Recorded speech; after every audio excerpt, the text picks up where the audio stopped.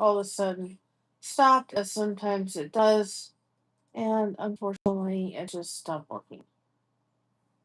So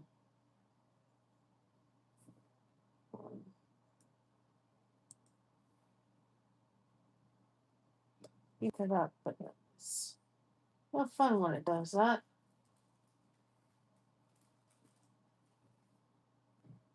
It just stops.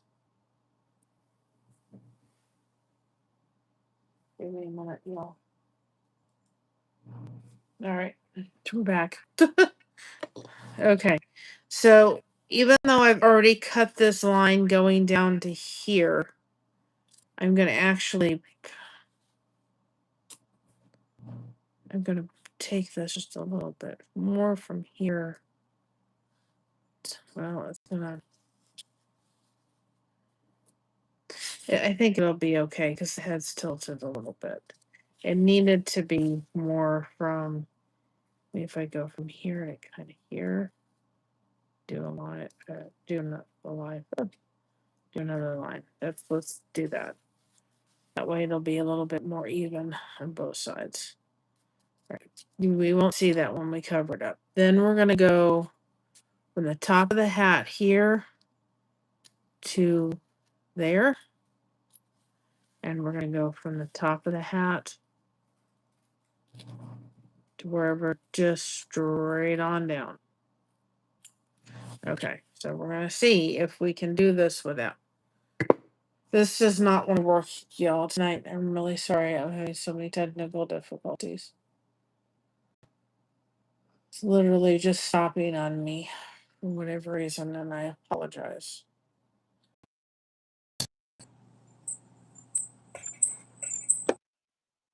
We're having some technical difficulties. I guess I wasn't supposed to go live because it keeps stopping on me and YouTube keeps kicking me off. And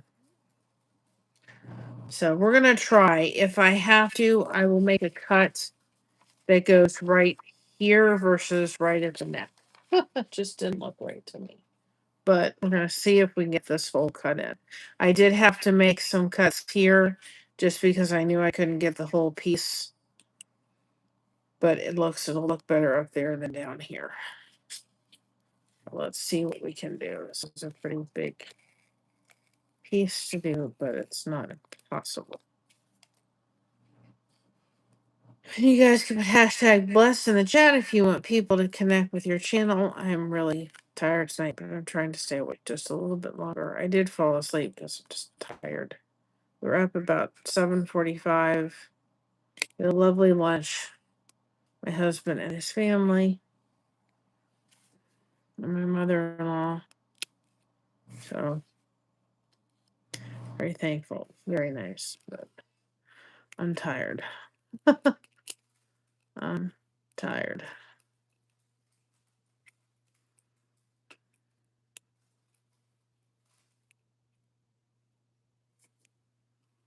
I was actually falling asleep home in the car, which doesn't happen to me very often. I usually don't do that. I almost did just fall asleep in the car. I'm just really tired. So we're going to try to get this whole piece on here.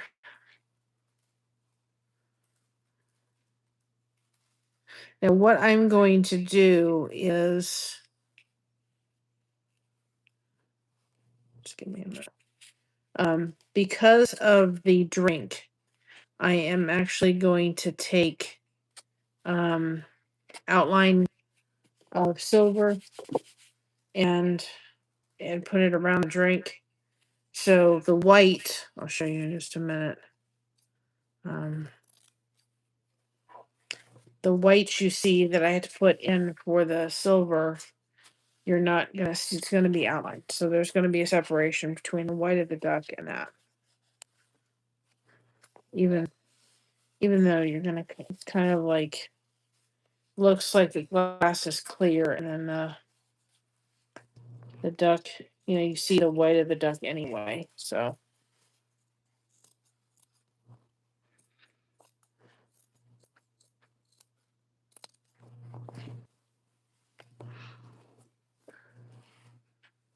Hi, Naba. Welcome on in. We are doing something called Kinusaiga, which is the art of tucking fabric into foam board.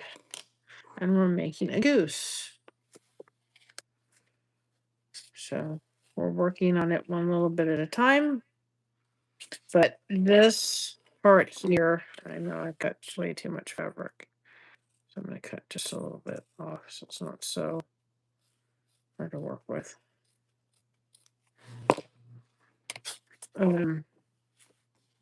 This here is the glass, and we use the same white because it's clear.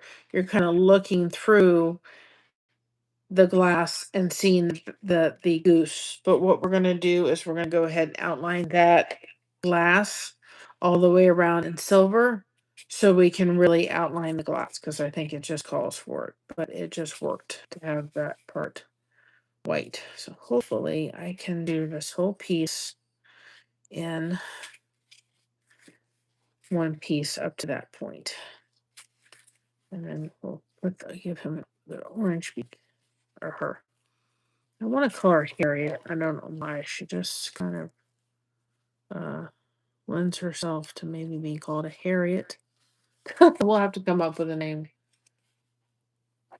Hey, Ray, welcome on in. We're doing something called Kinusaiga. If you haven't familiarized with it, it's a new art. It's been around since the 1980s. This is a piece we just got done making. We still have to frame it. It was a flag. So we just did this piece. This was just one we just finished, and we'll be framing this very soon. And that's a new one. Hi, Sandy. So we do have a fabric list that gives you the supplies we are using for this.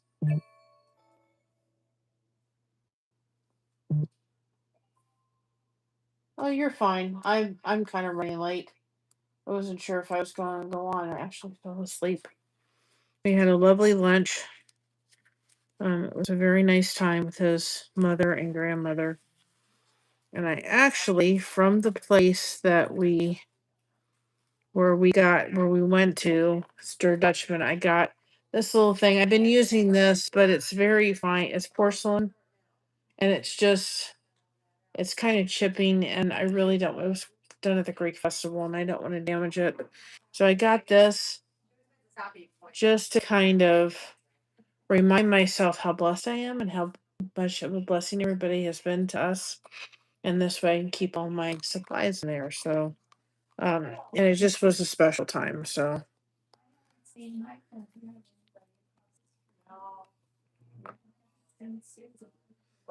I got that because I just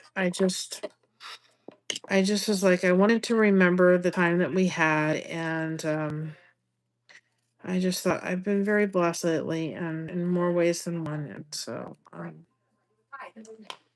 just thought, yep, I gotta get something that reflects that. It just called to me, and I thought when I look at it, when I'm doing my Kina saga, I will remember our community and the blessings you all are to me. So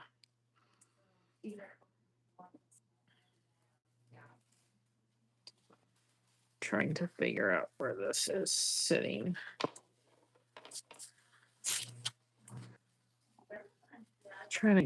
It's going to be a hard piece to kind of get in there. It's not impossible to get this big piece in. So if you do have to cut it, I would suggest cutting it in another place. Hi, Bice family. Welcome on in. You can put hashtag blessed in the chat. You want people to connect with your channel. We are doing something called Kinusaiga, which is tucking fabric into foam board. And it's a new passion of mine. It's just something that has brought me a lot of great joy lately. Like I said last night, I will always crochet. I love crochet. But I also, because of the person that taught me crochet and inspired me to do it, was a family relative. And that family relative, for whatever reason, has chosen that she would rather not talk to us. And it's sad. And so sometimes I think I think of my crochet and I think of that person, I get sad. And sometimes I don't want to do it. Or sometimes I just do it and I kind of just bypass the fact that I can't get on the phone with that relative and talk to them about it anymore like I used to. And it just makes me sad. But this has brought me nothing but blessings. But I still am never going to stop crocheting. But we're working on this. We're working on testing patterns out. And growing where we can possibly put kits together for everybody and offer fabric bundles for everybody. We have a wonderful local fabric store in our area that if you can't find it, you can't find it any place, and a wonderful little place. Okay, showing my wife. Oh, well, that's awesome. Yeah, I mean, we do our soap caddies. I do blankets. I applaud the people that do Kinusaiga or amigurumis. I think they're wonderful. I just don't have patience for them. And I know it. It's not my strong suit. Blankets are my strong suit, especially blankets that are bobble stitch blankets. Those are my favorite. Um, Booties, ponchos. I love doing ponchos. We do our soap caddies, of course. But this has become a real big passion of mine lately. Like I said, we just got done doing this one. I should have taken a picture of it and I didn't. My husband loved, my husband's grandmother loved the cross that we made. So she was all excited about that. And Christina, my daughter, wants to start working on this and learning about this as well. And she's like, Mom, can you do this pattern and that pattern? We got some really cool patterns coming up. So that's that one. And we got to frame that one. This is the Goose. And this just started because I was going to be doing an event at the Goose, and I was planning to work on this at the Goose, and I didn't get very far. And I actually have another person that I'm going to be giving this Goose to. And I hope that they'll accept it because I just think it's fun. And I'm just getting better and better. And it's just fabric scraps and foam board from your local hardware store. And you're using the seam ripper, but you're not using it for the intended purposes. So.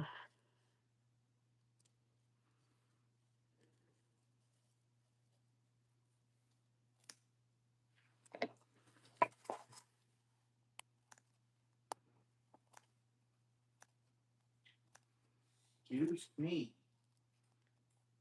Didn't know you were steaming this internet. So it does help to go around when you've got difficult corners. Make little slits in the fabric. That way you can get it to be in a position here. I'm not going to be on long tonight, guys. I'm really tired. I fell asleep about 2:30 in the morning, and we woke up at 7 to get to the place at noon, and I'm just tired.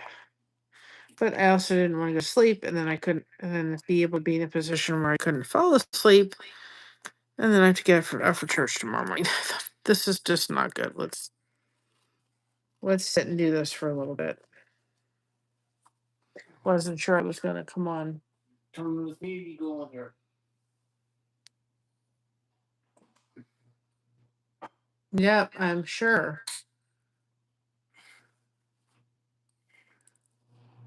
Hi, Teresa. Welcome on in. Yes, it is called Kinusaiga, and I'm probably saying it terribly wrong. I'm still learning the name. But it's cutting fabric into foam board. This is insulated foam board from your local store. We just got done with this one. This was our third attempt at this. So this is absolutely one we just got done doing. And this one came out. I should have taken a picture with my husband's grandmother holding her one, and I didn't do it. Honey? Yes. I have bad news for you. Columbus, Indiana, getting the wall block. Oh, you really shouldn't have told me that. You shouldn't have told me that.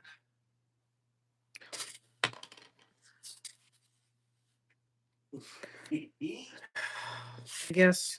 Well, at least possibly I can get their stuffing.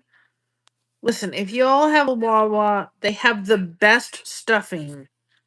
We had one in Florida, and I love. Actually, the only stuffing I eat.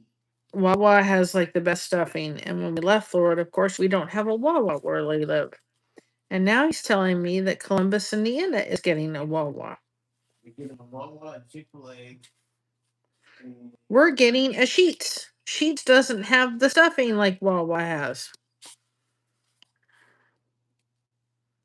But we go to Columbus to see family, so I guess I'll get my thing. Now the next thing we need to get is a Publix. And then we'll be all set.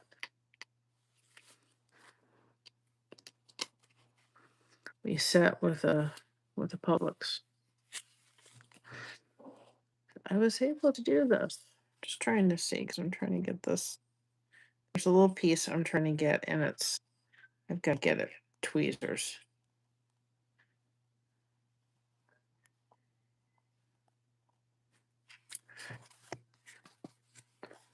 Because it's going to look funny right there. And I'm going to take glue because it's going to need it right there. Just because we were able to get this whole piece on. Thank goodness.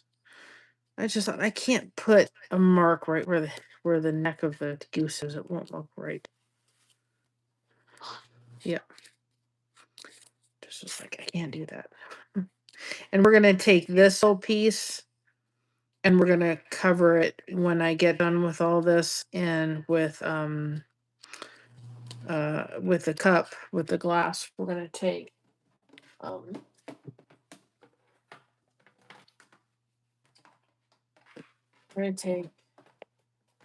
that leftover crochet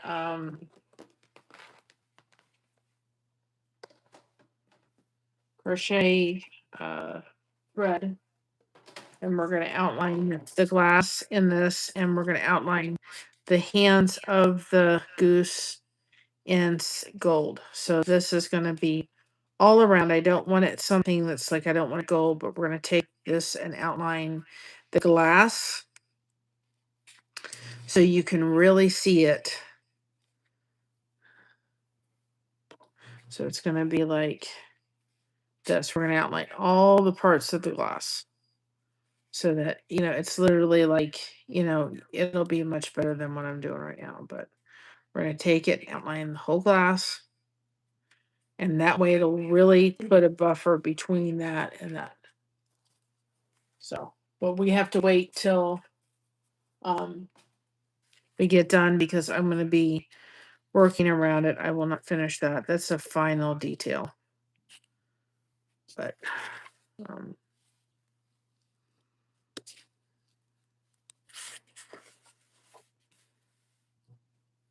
but it's something that it's an art form I found recently. I am just hooked on it.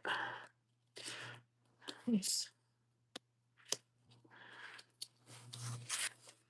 absolutely hooked. And that's the only thing I tell people is watch out.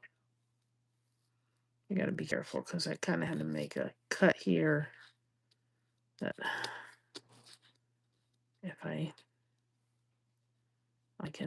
I'll fix it, but I got to be careful with the cut. Because that's the cut coming down there. But we'll work it out.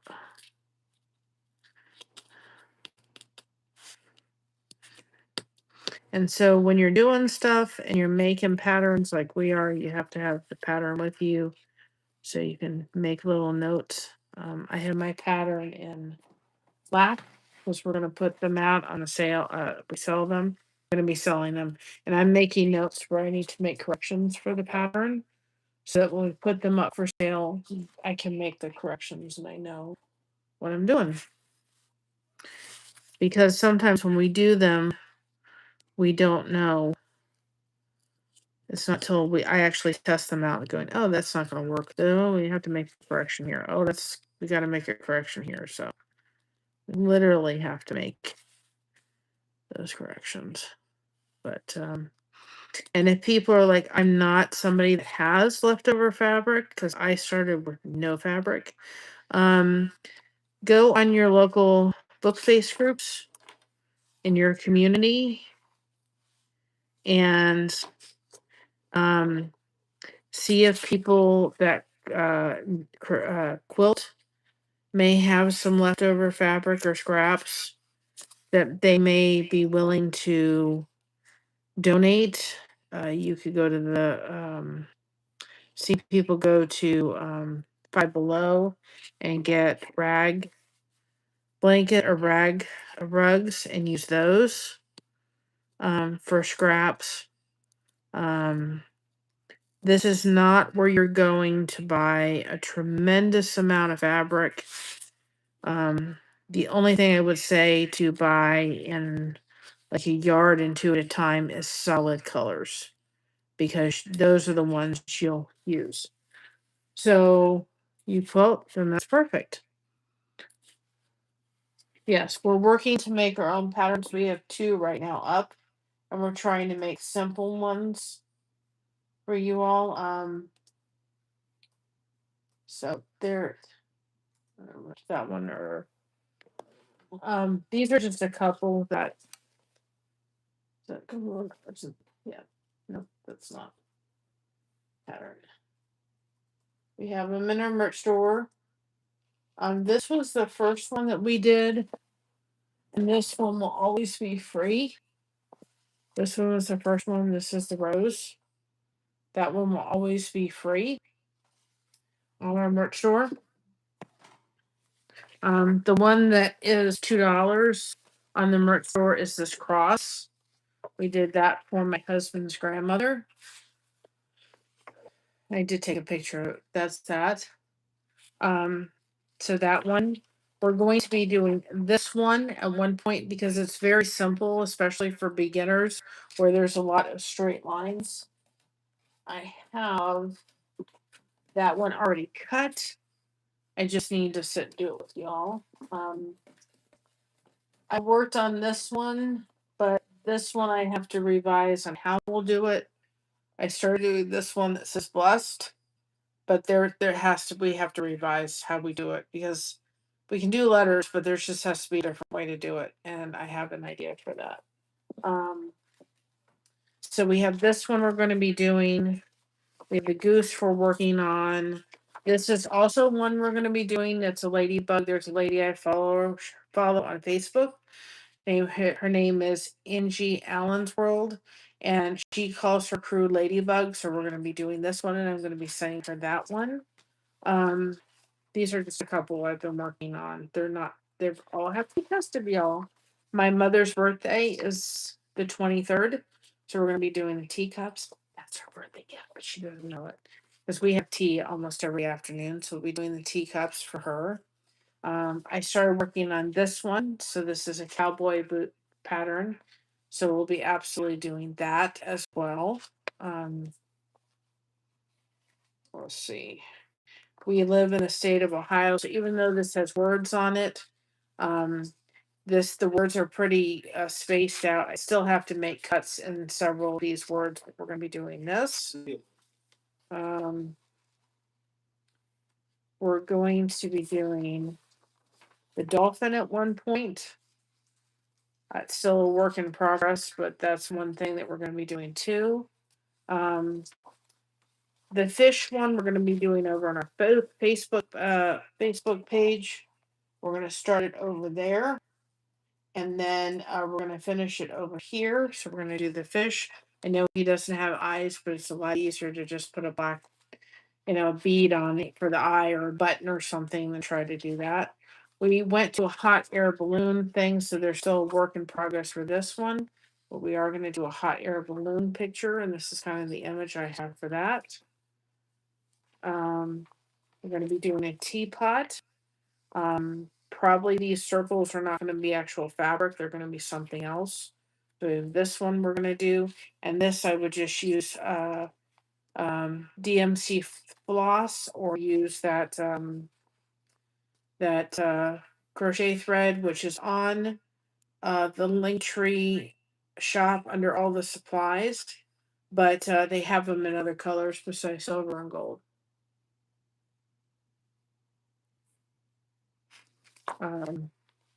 So this is another one we're going to be doing right here.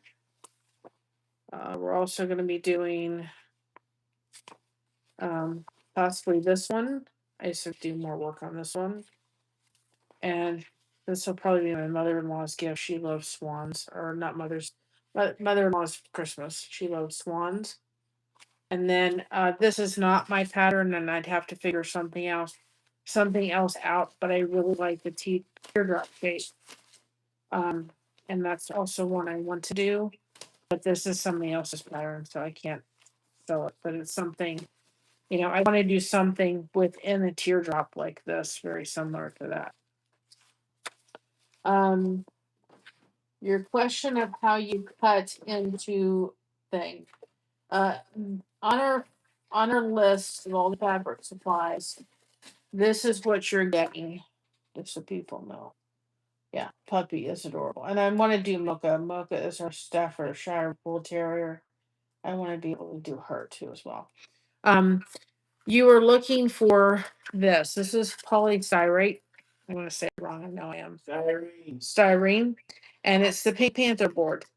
So you're not going to your local craft store. You're not going to your local craft store to buy it. You do not want to buy styrofoam, and I'll tell you why.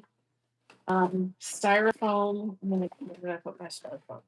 Styrofoam itself, when you're doing Kinusaiga, there's too many air bubbles in it. You're going to not be able to get clean lines, as you can see. It doesn't have the density you need. So you're not looking for styrofoam. You can get 2 inch by 2. So 2 inches by 2 inches at Menards, I think it is. 24 inch by 24 inch. But boards, and we got quite a few the pieces out of just that. But as you can see, I can't press on this and really make dents in it like I can the styrofoam.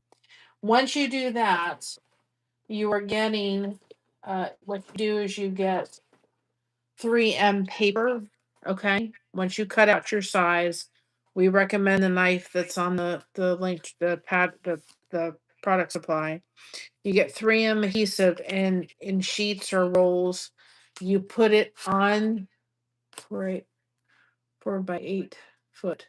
You can get huge sheets of this in the Lowe's for like $30, but you can get 1 inch. This is 1 inch height. You need at least 1 inch. I've seen people do 1/2 inch, but 1 inch is better. I've seen them do 1.5 or 2 inches. But the panel from Menards is 2 inches by 2 inches by 1 inch. So at least for like $8-9, you can get it, and you can get them off Amazon too. But you can get it, and then that way you're not having such a big board. Okay. You then get 3M sticky paper, double-sided sticky paper.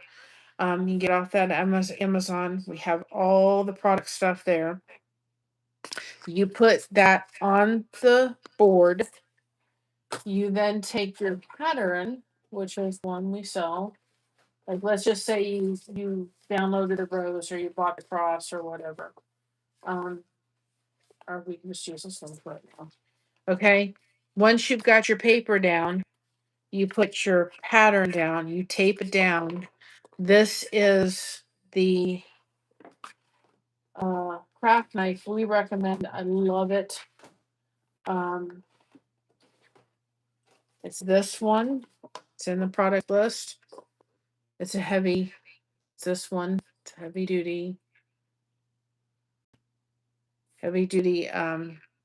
detail knife. And you just go around as this is, and this is just regular paper, and you're just cutting on the lines. And then as you are doing your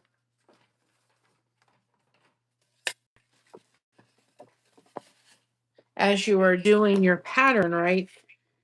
Your sticky side is down. You're using a seam ripper to put in the fabric. As you're doing this, you're just lifting up this, putting the fabric on, And then that way it's already sticky. And you're just taking your fabric and just putting it in the slits that you've cut with your knife. That's it. No sewing. I do recommend looking at the list that we've kind of compiled. You don't need to get everything. And like I've said to people that are not people that, you know, that are not quilters, they don't have a big extensive, amount of fabric. You do not need to go into your local store. We've got a crafting buddy over here with me. Local store. And let me see. You can see Mocha real good. Can you see her? There's our Mocha. You do not need to go and get huge amounts. You can go in and buy fat quarters and 8 quarters and all that kind of stuff. We have a local store that is amazing. That if we put kits together of everything, we will be sourcing our fabric from there. But that's Mocha. You gonna say hi to everybody? Go say hi. You gonna say hi? Say hi. Huh? Got it in, guys. That's our Mocha. That's actually my daughter's dog that we're caring for because she can't have her right now. And Mocha is a staffy. Mocha was unfortunately abused before we received her, so she's been a lot of work in progress. We love her, but she doesn't do very well at times with strangers. And that's just because of the fact that somebody decided to be very abusive before we got her. Um, she's just laying there. She's like, I want to just come and be your support, right? Anyway, we also put these recently. We got these and we put them. They're like um, little nuts, like precision things for the glue. They're really awesome. Love them. But sometimes when you're doing this, you get areas that may fray or you may have to cut it a little bit. If you take just a little bit of glue, I highly recommend you can use your seam ripper for that. Is the tacky glue, but the fast drying tacky glue from that one. That's been very good for this because you're not having to wait for it to dry. So if I feel like I'm going to have an area like right here where I think there may be an issue because I had to kind of cut that close to make this specific one be all one piece right here, and it's going to fray, I'm going to take my glue and just make sure that we're going to fix it. If you think that there's going to be a fray, get in with your glue and take care of it, because then you will solve the problem. And because you're going to have that, it's not something that you're not going to have, you're going to. And there's if you think you are, you just get in with your glue and you just because that piece got really cut really close. And with this, and we'll be covering this part up too with the thing for the with the stuff for the can't think what it is for the drink. We'll be using the yarn, so I'm not too worried. But I also don't want to be afraid because once you start fraying, then it's just downhill. And two, you can take it out and I can try to redo it again, but that also starts a whole slew. So just that way. It just takes it. If you think you don't have to do this step, I do it on some parts. And I think it just needs to be because it's just where I'm like, okay, that's just going to cause an issue. That's going to cause a problem if I don't take care of it.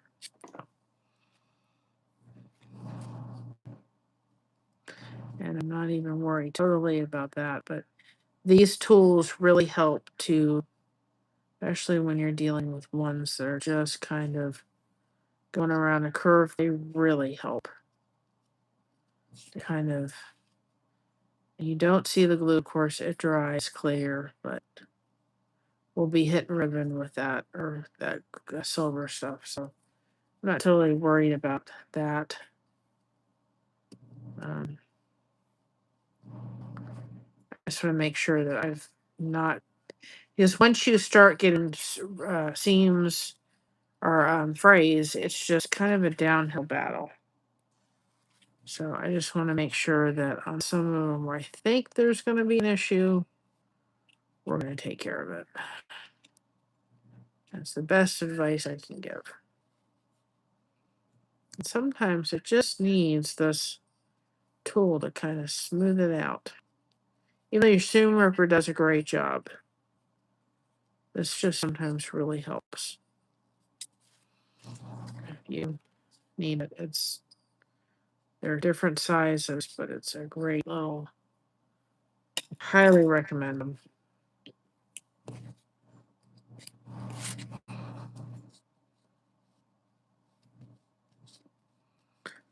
So I think I'm getting, slowly but surely, I've been told I'm getting better and better at this.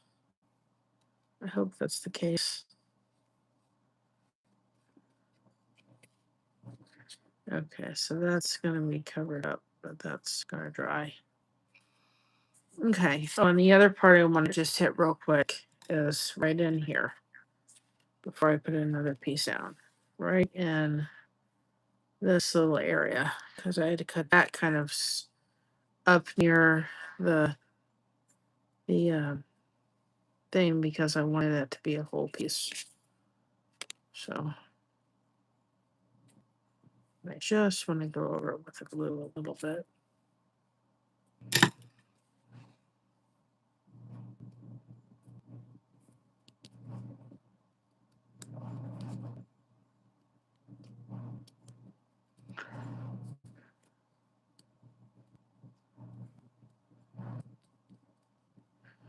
Okay. Now I may need to do a little bit more glue when we go in there with the other color, but really,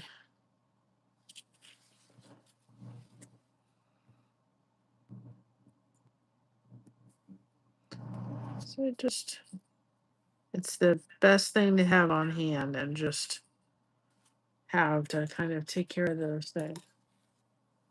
All right. Well, thank you for stopping in, and we're going to be doing a lot more of this. So I certainly hope you come back and join us. All right. I think what we'll kind of do is we'll do a two-tone like we did for the cup. So here's the orange I have.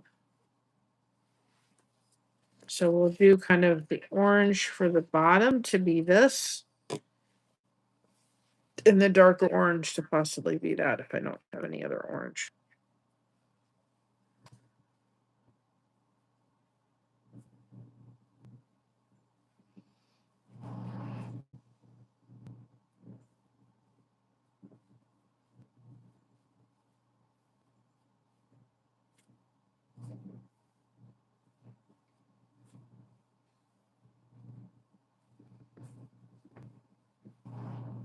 I don't have any other, so we'll have to go with them two oranges. Them two will happen. But I'm going to try not to be here till 11 o'clock tonight with my MO, but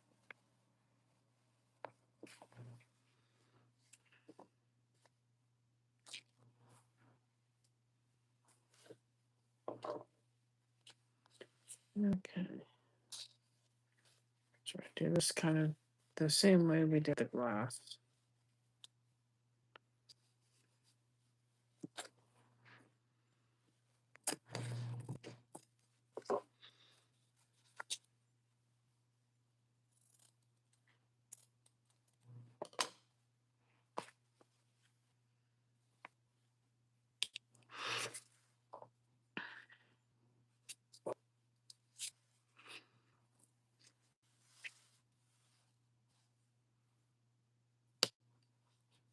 Y'all give me just a second.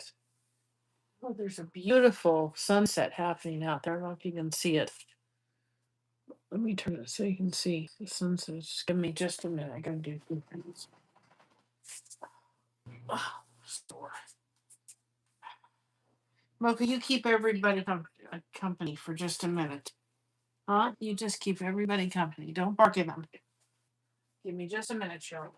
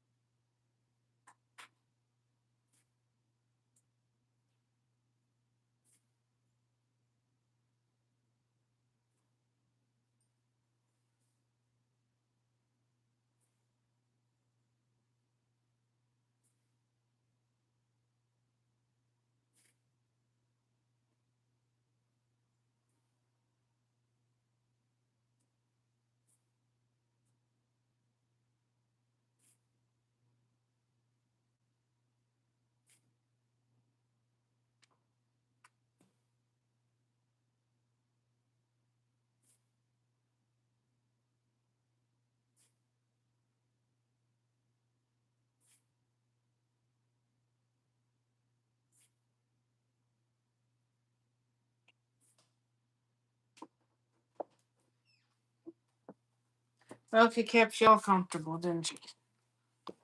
Beautiful sunset.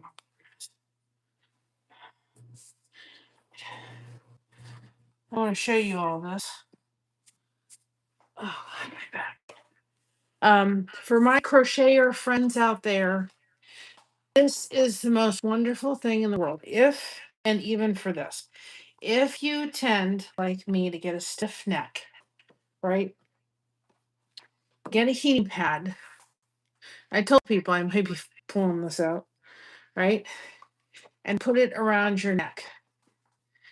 And I can tell you that it is so nice because sometimes as crocheters, we tend to kind of get a stiff neck depending what we're doing, right? Because your neck is kind of always down, right? It's kind of like this, hunched over. So get yourself, and I'll see if I can find this one so I can tell you all which one I have. But it's awesome. And I remember Josh saying to me, he goes, "Well, we have a heating pad." And I said, "Yeah, it's a heating pad. That means I have to hold on to the heating pad and crochet at the same time, which is virtually impossible. And anybody can do that. This has a timer and everything.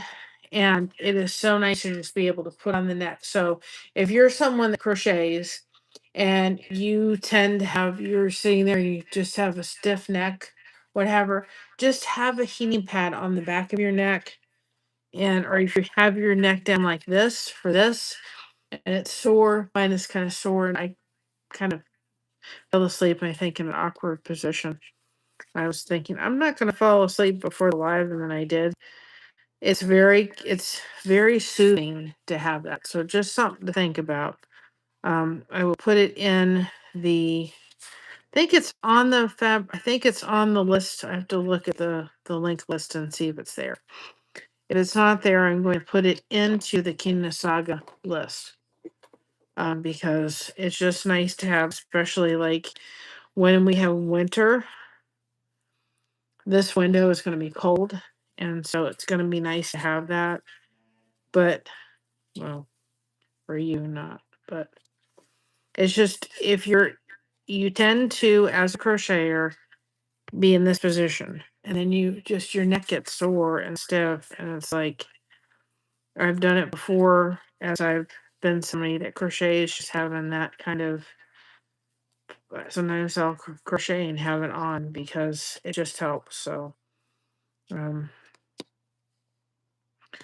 highly recommend having a heating pad, a neck heating pad, because then you can have it on and then you don't have to worry about it. You can do what you want to do and just let your heating pad take control, do its thing. And I even have one of those things that kind of massage your neck, because sometimes I'll need to do that after I crochet or do crafts where my neck's kind of in this down position, and just kind of allow the massage to happen afterwards. High firework. So it's just very helpful if you're doing some kind of art project that your neck is kind of in a down position. It does help because your neck will get stiff, it will get sore, and this way you kind of have a little bit of a heat going towards it, and it's very, very soothing. And I was sitting there thinking, I wasn't planning to fall asleep, and I did. And I think kind of crooked my neck in a funny way when I kind of laid on the bed and just listening to. I was listening to something. Thought I won't go to sleep, and sure enough, I did. And so now I was just like, I woke up and I didn't pick the nicest position to go take a quick nap in. So now it's a little sore. So you guys can put hashtag blessed in the chat if you want people to connect with your channel. Like I said, I'm not going to be on here long because it's been a lovely day. And I'm so glad, I'm telling you, in more ways than one, that today happened. I got to see my husband's grandmother, and it was a very blessed time. And so, very, very grateful.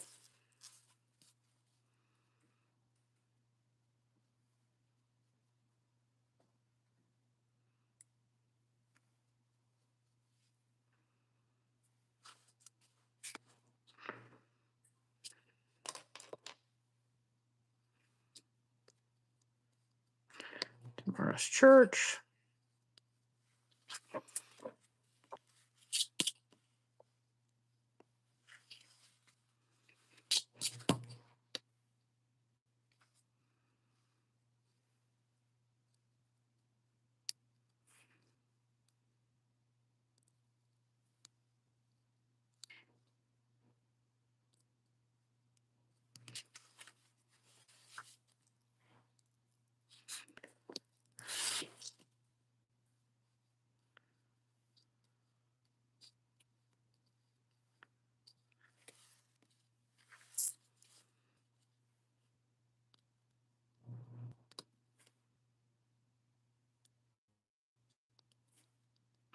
So hopefully everybody is having a good day. Come on. Cooperate. Really? Are you having a good day, Mocha? You just went for a lovely walk with your friend. I know why you wanted to come over here, not to be with me, but to go fuss the people at the window, huh? You wanted to spend the day.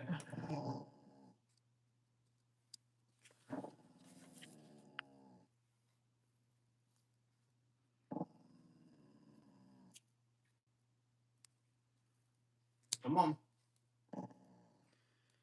She's fine.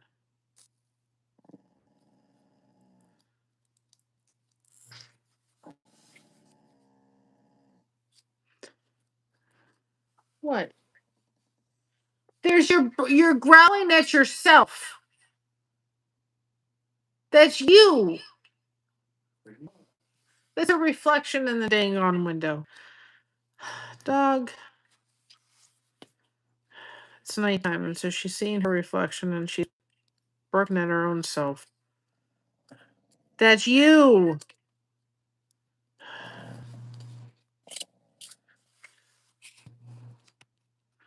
Lord have mercy, child. Nobody else would do that but you. All right.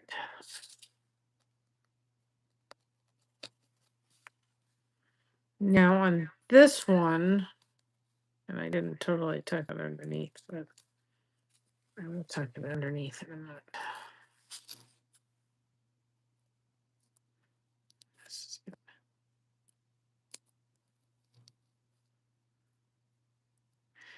Come on.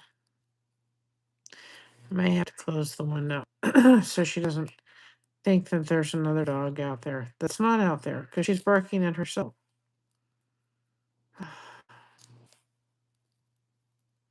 Come on.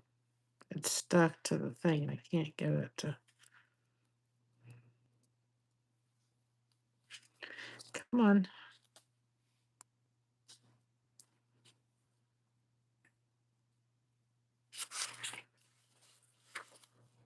Oh, Lord.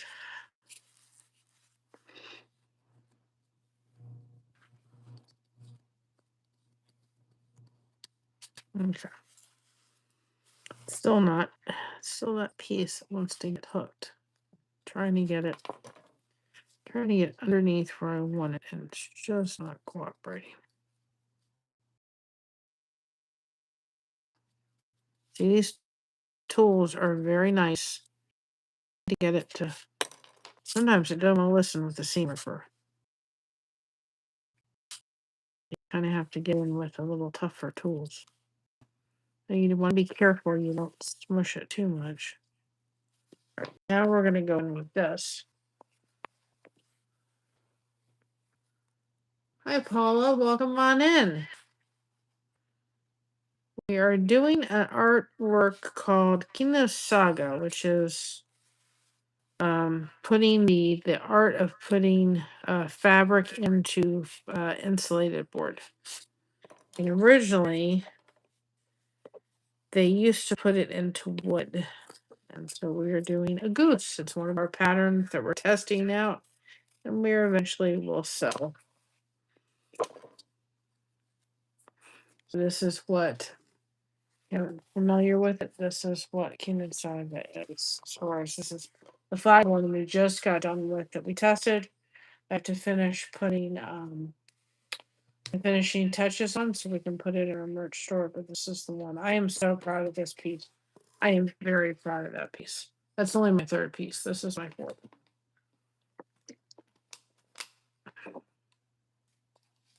So slowly but slowly, we're getting better. Use a seam ripper and foam board and scraps of fabric, and you can make beautiful pictures.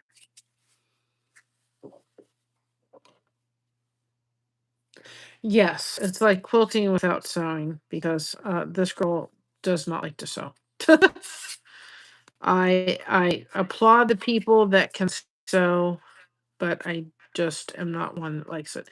Oh, Sandy, I went into Greenland Quilters group, her Facebook group, and put pictures of the finished pieces in there, and I don't think she's ever heard about it either. She made a comment said, "I've never heard of it," and I said, "Well, I would be more than glad to show you and your community." So anyway, we'll see what happens with that. She has a great channel, guys. If you haven't checked out, uh, Greenland Quilting, Katie and Greenland Quilter. She has an amazing channel. Don't start. It is your shadow. People wonder who I'm talking to. It's this thing over here on the bed. It's our mocha. And there's a reflection of her in the window, and that's what she's doing.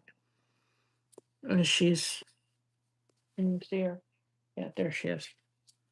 I'll let you look at her for a minute. She is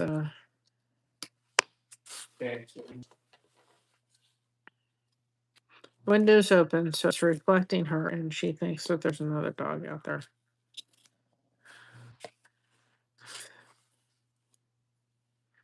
Oh, Mocha, you're too funny.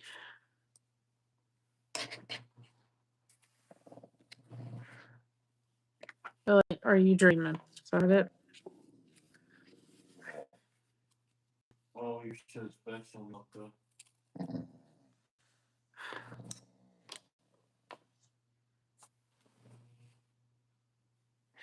It's you.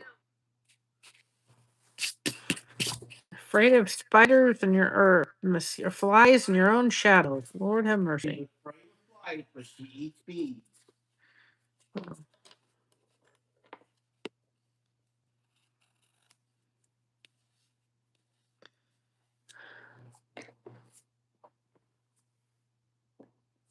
Mocha, you guys can put hashtag bless in the chat too if you want people to connect with your channel. Mocha was a rescue. She was a foster fail. We fostered her. Before we received her and got her, she was actually held by the neighborhood kids, by the family that she was with.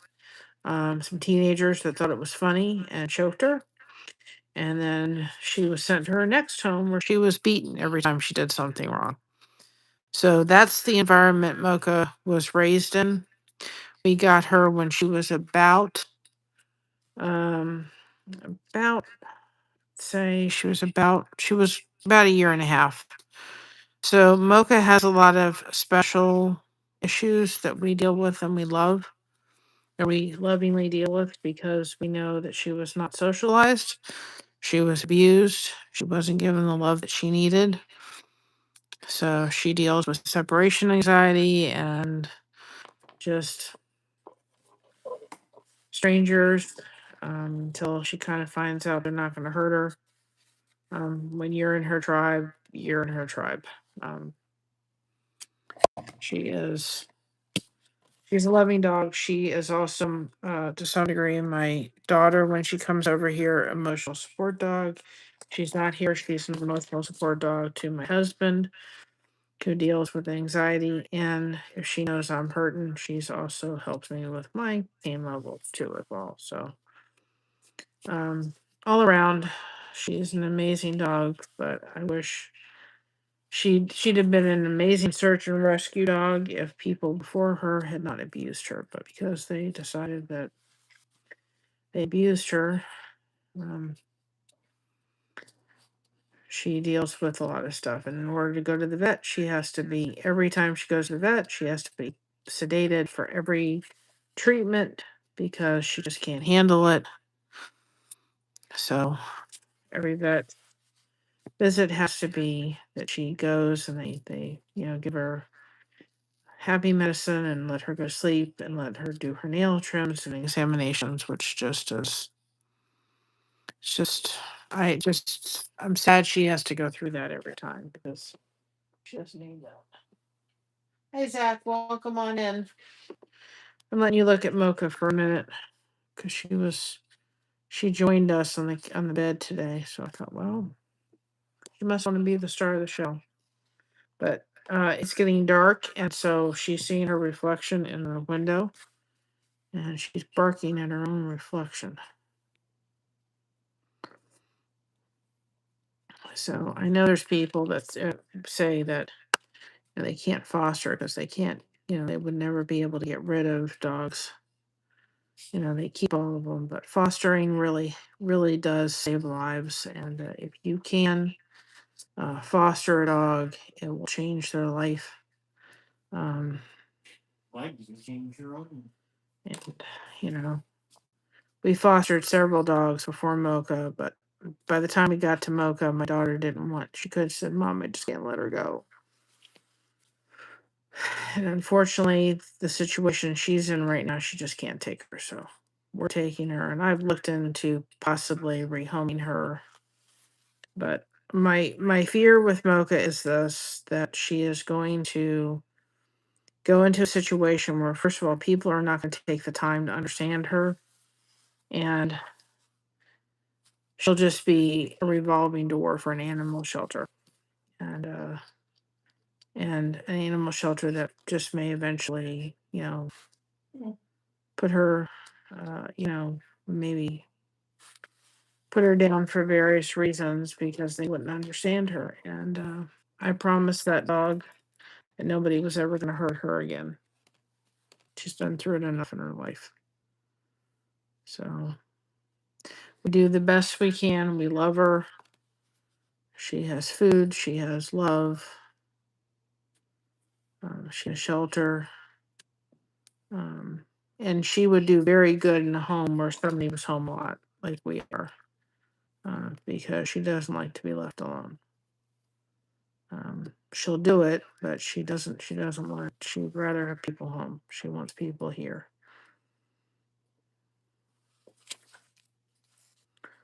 So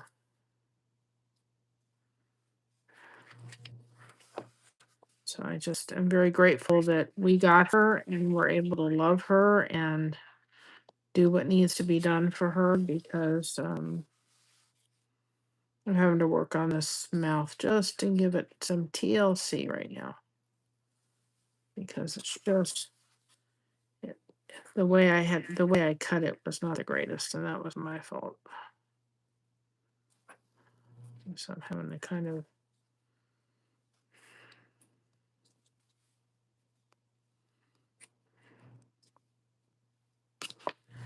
it's just having to it's just taking some parts of this go very quickly and some you've got to give them a little TLC and this is one I gotta throw in some TLC on it right now. And it kind of the way it's coming out, it kind of looks like one is kind of on top of each other, which is cool. But I really don't want I want the fray pieces, if there's going to be. There we go. Underneath, and then kind of. So I'm having to really kind of. Okay, I think we got it, guys. So just don't rush it. Take your time. At all, you have to press it down. Use the glue. And all. And you know one thing that I was picking that little box up to put my little things in today. I looked at it. There was only one left, and I thought, um, it just was. It was. There was a little mark in it, and I thought, oh my goodness. I looked. I couldn't find another one. I thought, you know what? It reminds me that we're not all perfect. As much as I'd love to make this perfect, I'm not going to make it perfect. I want to make it look the best I can make it look. But it's not going to be perfect. And as long as you do your best and you try, then that's all that you can ask of yourself. That is really cute. Just took me a moment. Is the glue you're putting in? Yes, I use, and here's the fabric list. These are the things we recommend. Uh, that's the ones we recommend. Um, and here's two of the patterns we have published right now too as well.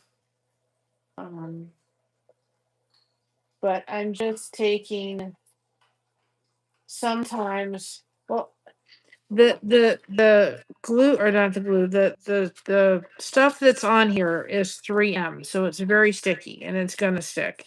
But sometimes if you have to cut the fabric or you see fraying happening on the fabric, you can take a little bit of glue, and I use this tacky glue, but it's quick dry. And I use that just so that it kind of really gets in there and dries clear or dries quickly.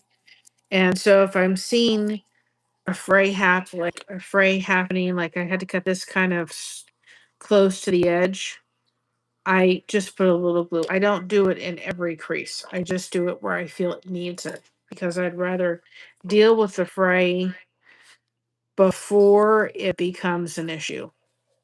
Now, one other thing too is this goose does not have any eyes, and that's for a reason.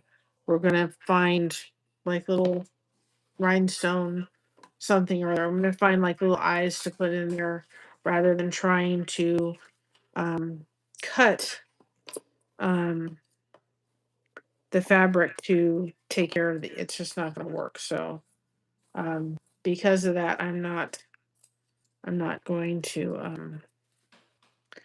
I am not going to uh, I'm not gonna cut I'm not going to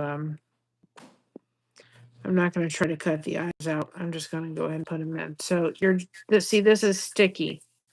this 3M stuff is sticky. But if I feel that there's a section where it just needs a little assistance and a little bit of glue, I do put it there just to stop a fray, or, just kind of, it just depends on the section. I don't do it for every section. That section really kind of needed it because of the way it was cut. But usually, if you cut it right and you don't have any issues, you don't really need to take the time to put the glue in. But if you do, you do. It's just an option to help. So you're cutting around, you're using a seam ripper. These are on the fabric list. They're just glue precision tools to help get in there. And I find they're very helpful. And these scissors curve so that they're helpful. And to cut the pattern out, because you're putting a written pattern, which will be like when this gets done, this one will be published. You're putting this written pattern on top of the artwork and cutting it out before you start. But this is a fiscal detail knife tool, and this is very, very, very, very helpful.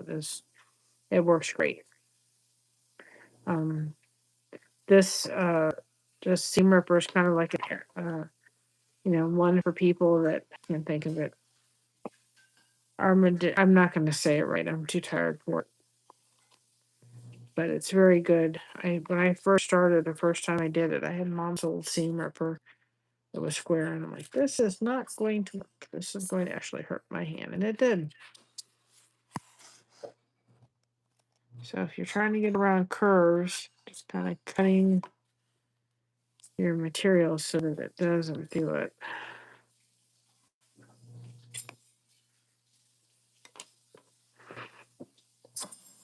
You can get into the curves better if you do that. So this is insulated board. This is not styrofoam. Styrofoam has too many air pockets. This is polystyrene, which is the stuff you get in the home improvement store, the Pink Panther stuff. So that's what you use for this, because it just does a lot better.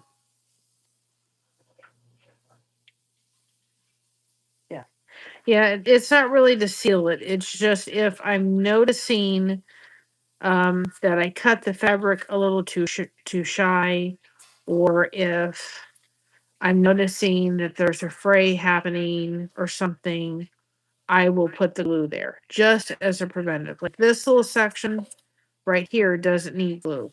That doesn't need me to put this. That's just there if I feel that there's a section that is giving me issues, giving me problems, it's going to need a little bit of glue, then I go ahead and do it. This little section here is not going to need it, I don't think. And these tools are just great to kind of go in the round things. Sometimes you just have to be careful because they will very much kind of dip into the foam. But so that section didn't need the glue. I didn't have anything with that. But that little nose, it needed a little bit of glue because it just was, I had cut it funny just because of the way I cut the thing. So I know he's not going to have eyes, or she, but eventually it will have eyes. It's just not going to be. I'm going to try to. Yeah. Sewing, if this was sewing, it would have never done it. I also recommend that people that don't have fabric scraps, some of the fabric that we got off of Amazon is a little bit on the thin side, but it's great practice fabric. As we go further in this and we do kits and we offer fabric bundles, there's a place, and I did a short on it recently. It's called Country Fabrics in our store, or where we live, and we're going to be sourcing a fabric from there. But I would not recommend now this. I'm going to turn you this way, so you can show you this. I'm just having a heating thing on the back of my neck right now. This was from Walmart. and you can see it's got like a little sheen to it. It's it's this. Where is it? It's this. Okay. But it's in white. So Walmart has this in aqua and white. And so I got it because I just love the sheen. I use this in the flag. I'll probably go get a couple packages of each one of these. They only have them in the white and the aqua. But I would not recommend you going out and buying a ton of fabric in yard. You can go out and buy fabric if you're not somebody that has fabric stash, like I didn't have it because I'm not somebody who likes to sew. Um, I go out and buy 1/4. This was the water that we found at Hobby Lobby was 1/4, and it will last us a long time. And I've already used some of it. Um, you're better off to get 1/4 scraps than you are to get a big, huge thing. This was at Hobby Lobby, and I got a big amount of it, but it was also on the clearance section, so that's why I got it. When we went to Country Fabrics, we got this, which looks see through, but it's not. But it was on the bolt, and if you emptied the bolt, which it was like a little bit more than a yard, this was like $10. You got 30% off of it. So it cost like $7 for a yard of this kind of fabric. And I thought, boy, Christmas time, there's so many things that we could use this for. So I grabbed it. These were another one that I grabbed. They were 2 yards of fabric for $1.50 for each one of these. So I grabbed them. Um, you know, this was another one that was on sale at Hobby Lobby. This was another one that was on sale at Walmart. So don't go in and think you have to buy a yard of fabric at a time. Start off small. The only thing that I would tell you to get a big, like you're like buying more than 1/4 yard or a half a yard is your solid fabrics, because you're going to use the solid fabrics. You're going to use prints too, but those you want more in your like fat quarters or eighth quarters. And it's better to have more of those than, to have, a yard of that. You don't need that. So start off small, build your collection of scraps. Let me bring him back. Oh my goodness. That's amazing. Well, this was an actual, the way this started was an artist, and I do not remember her name, back in the 80s. So I found a craft that was younger than me. That they wanted to preserve the kimonos. And I have a little trash thing that I put here. Kimonos. And so they took wood and put the kimonos into wood and made pictures out of them. So they were preserving the kimono fabric, and that's how this whole thing started. And then eventually it's gone from putting it in wood to putting it in foam. And so it's it's a wonderful thing. But I don't know what is it raining or is somebody shooting off fireworks? Fireworks. Yeah. Chicken dinner, Mocha? What's your chicken dinner? Yeah. Doesn't matter where we put turkey in, we call it chicken dinner. So that's how this whole art started. And I found it from I crochet, but I found this one night when I was just flipping through the reels at Facebook and I couldn't go to sleep. I won. Thank you. Yeah, me too. Um, I found this by just looking through the reels of Facebook, and I saw this. I'm like, okay, what is that? And then I just decided that I was going to show my audience, our community, this. I just felt such a strong pull to show everybody and do this. I didn't know why, and now I privately know why, but I just kind of had this pull to start this. I still crochet. I still love crochet. It's not something I teach. We do more of a connect and grow on this channel. I think that this art does lend itself a little bit more to that than the crochet does. It just does. And we're trying to get back to the road to monetization. We were monetized, and they said we voluntarily left the program when we didn't, but that's a whole nother. I ain't going down that rabbit hole. So, anyway, so we have an amazing community. We let people put in their channel as long as they make sure that they're connecting correctly. And then people can grow and connect. And we just come live. And we've been doing lots of lives lately because we've been working on these great patterns that I'm having to test on the tester form. And it's just been very good therapy. I deal with chronic pain on a daily basis. So this has just been very helpful to me in more ways than one.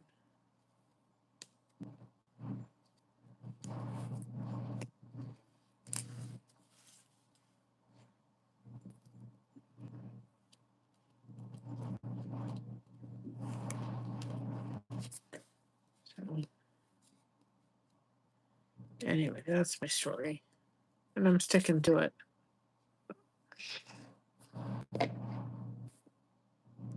Yeah. Well, I crochet because it really helps me with my chronic pain. We make soap caddies that we have started to get in our local area. So I've been doing those.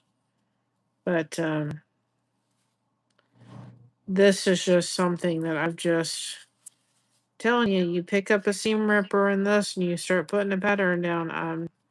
It's not my fault if you're hooked. And my daughter has said recently she would like to learn how to do this.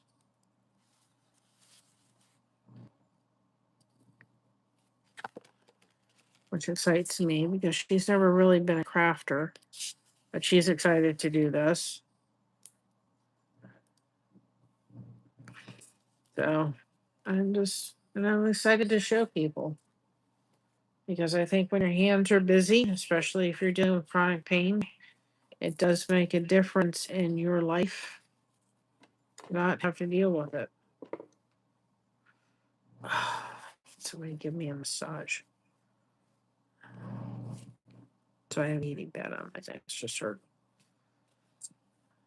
I was trying not to fall asleep, but I fell asleep at parts of Jesse and Lisa's live, and I was like, woke up. Oh, I need to go live.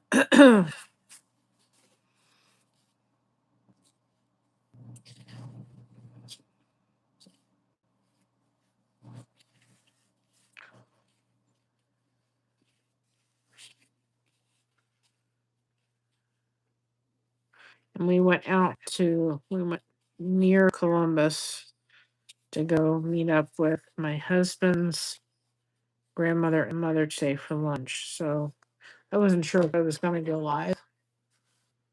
Yeah, very therapeutic. Like I said, we've sat here and I said, oh, I'm only going to be doing this for 2 hours. 3-4 hours later, I'm like, oh, one more piece. No, we'll just do this piece. And it's like, before I know it, it's like, forget it.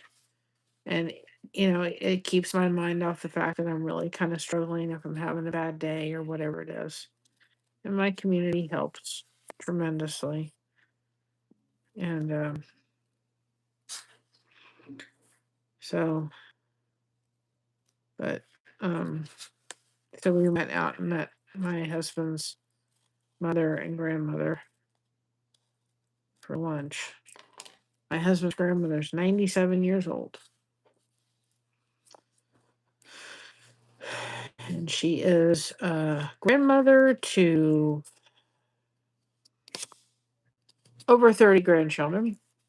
She's a mother to 6 children. Let me start that. She's a grandmother to over 30 children. She's a great grandmother to over 30 children. And she's going to be a great great grandmother to 2 on the way. And my daughter is going to be a grandmother very, very soon. So, or as the Greeks say, because my mother, my grandfather was Greek, and I called my grandfather Papu, which is grandfather for Greek. But my grandmother was Scottish, and she wouldn't hear about it. She'd say, "It's going to come out yo-yo in my case, so I'll be a nana." Cut that too thin. So she refused to be a yaya. But I am proudly going to be a yaya. I'm going to be a blessed yaya. I may have to redo this piece again. Let's see. Kind of got a little cut. That's what I'm talking about. Whereas if you have a piece that you've had to kind of finagle and cut, that's where you're going to kind of bring the glue in. Let's see if we can, if I don't have to, because I think whatever I do, it's going to be a hard piece to get in because of the curve. We'll fix it.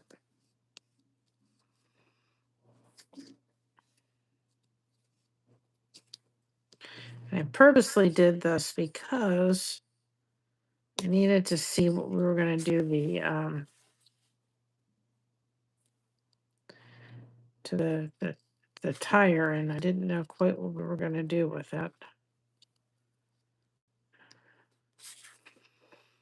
So I was like, well,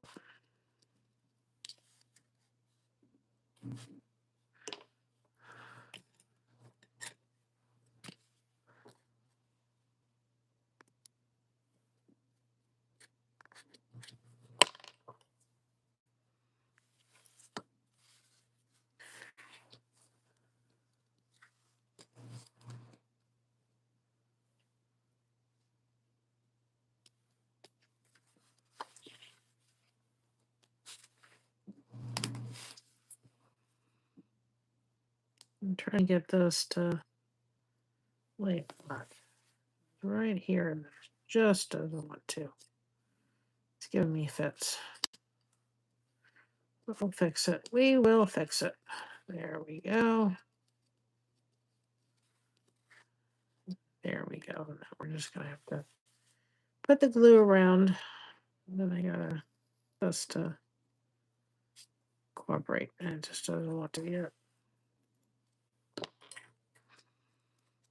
That's why these other tools kind of come in a little handy. You're having like a difficult piece that you just gotta, especially if they're rounded. Okay, I'm gonna kind of deal with this part over here because it's going to fray. But we'll fix it.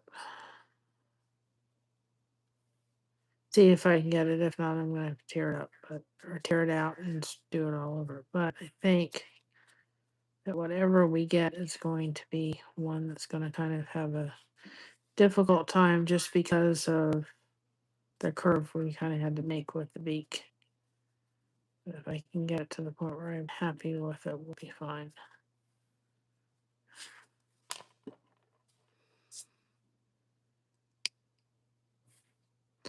So that's where the glue comes in, is if you're kind of in this position, and I've done a couple where I've had to kind of make a patchwork of it because it just doesn't happen where I'm going to be happy with it. So I put a little, I just take a little piece of the fabric and make a little patchwork out of it.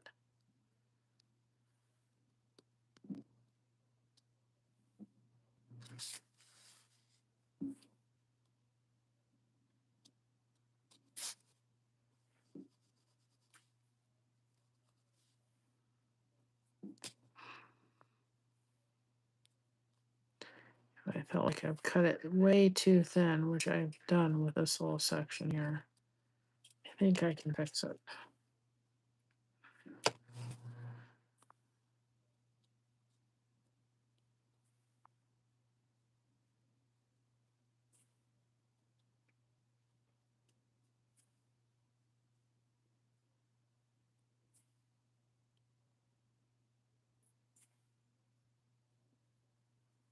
So this quick drying glue, so we have to come back and make a patch, we will, but I think we got it. It really works. We got it. And then you're not really going to have an issue where you're going to see. And this is where I'm going to make the other kind of.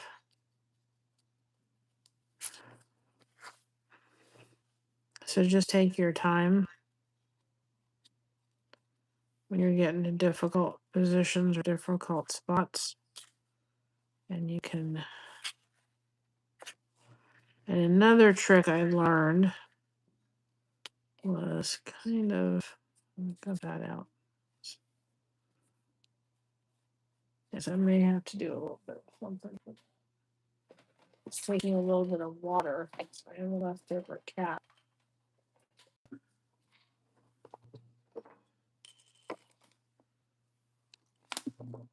She's an amazing lady.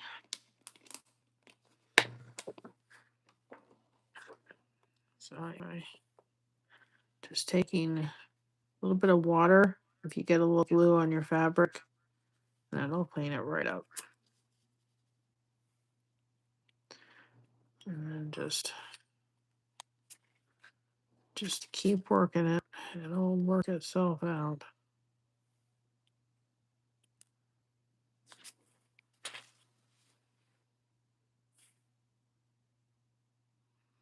Sometimes you may actually have to hold it till it kind of has a moment to get set. That's why these tools come in very handy.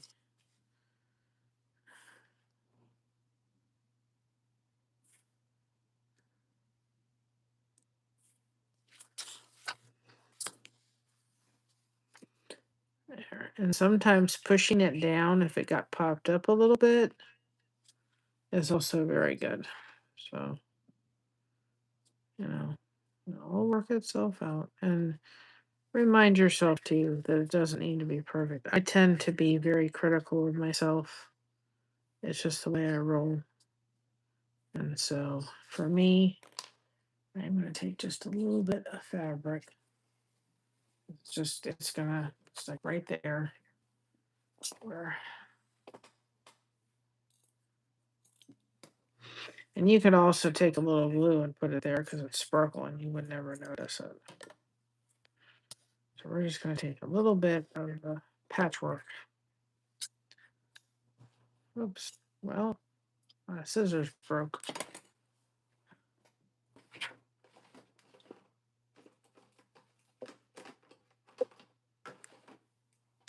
Gotta have another pair of scissors.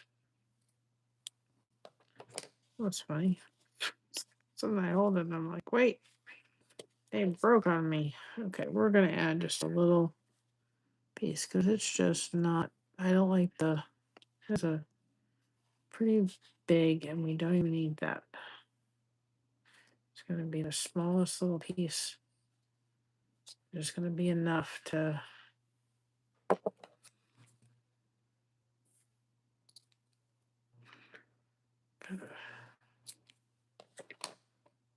Just right there. I've gotten it now so well in there that I don't want to take the whole thing out. It would be really a mess.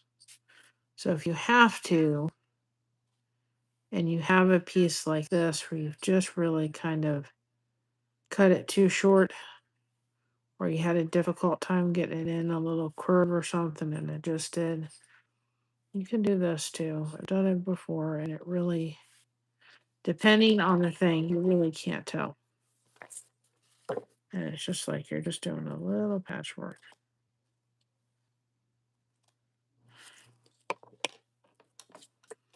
Literally, you're taking your glue, you're putting it on this side of the fabric, And then you're just taking your your tool, and you're just gonna get it in. Take this, and kind of put this down into the groove. So I want to make sure that that's going to be in a groove.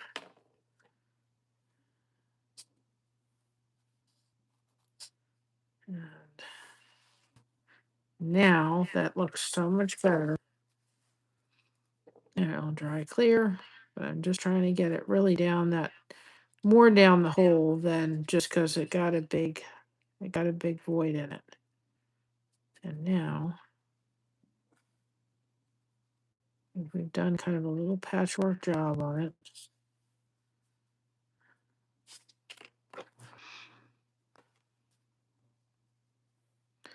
And put the glue around.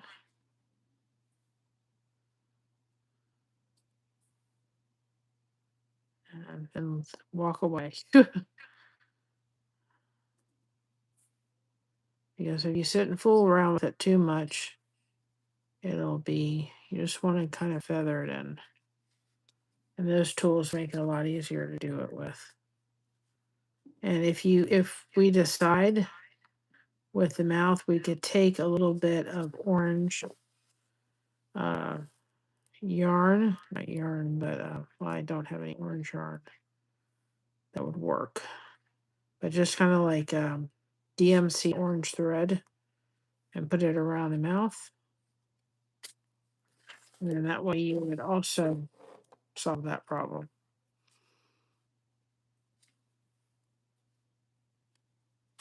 It's time to clean these. Get some alcohol, it'll clean them up just fine.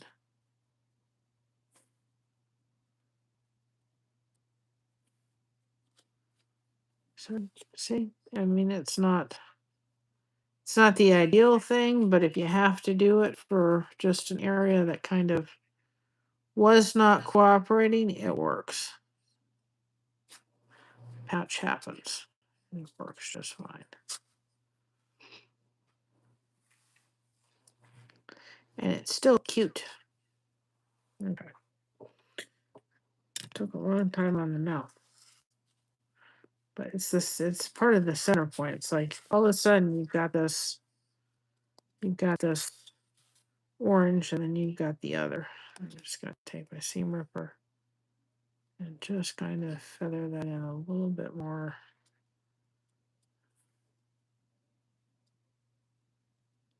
Everything.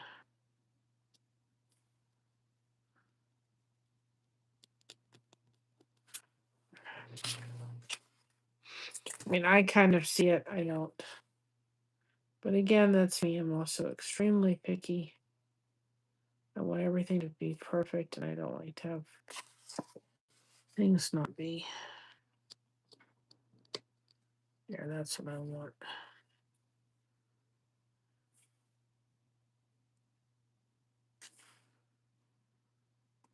But it's the only solution. It was the only solution to do there, unfortunately.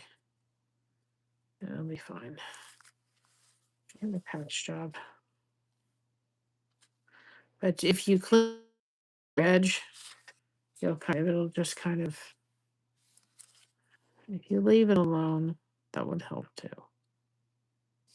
Here's what I'm going to do in just a minute.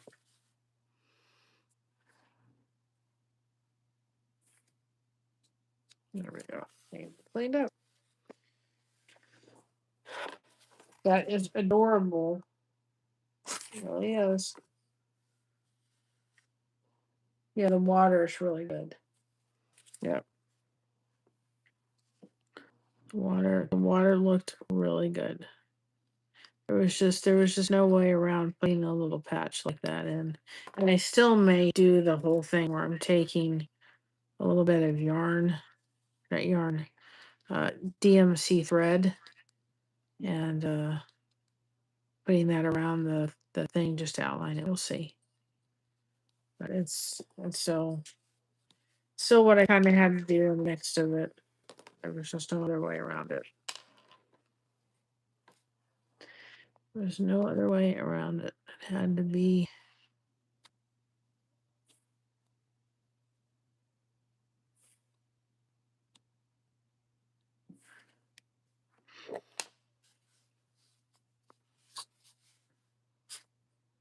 had to have that patch on it.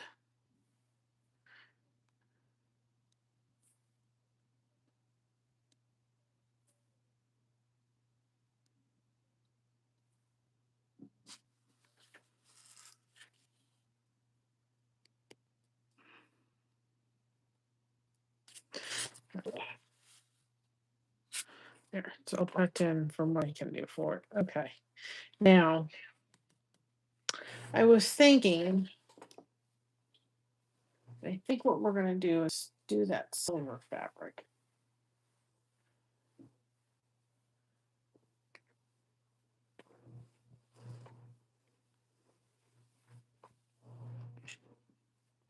So we're done with the goose.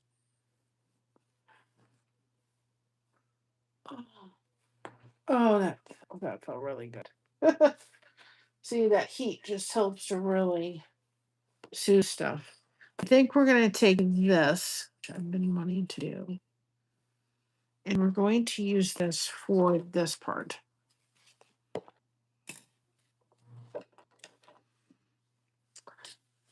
This little strip right here, I just think it needs a little silver, a little bling.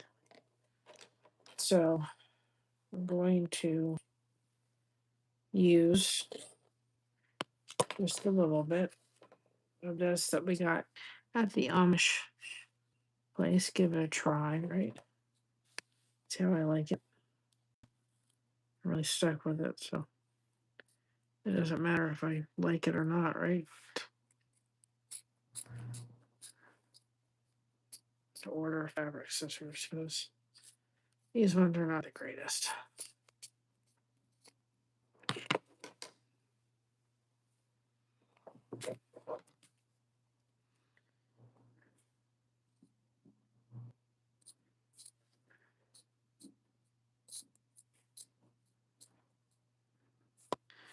Doesn't help when your other scissors are dust kaput. Making into the wrong file tonight.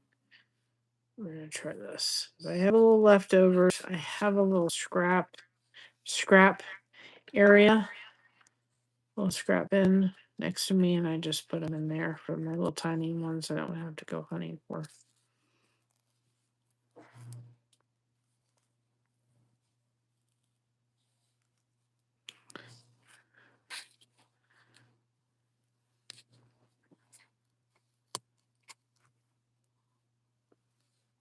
And when you're starting to learn this, cut more fabric off than you think you're going to need. You can always start a little. I have a bin here with this, like tiny scraps. And then that way I don't feel guilty if I have to cut off a little bit more than I thought I was going to need as I'm learning about it. You know, I may need this. I may never. Not, it's not the end of the world.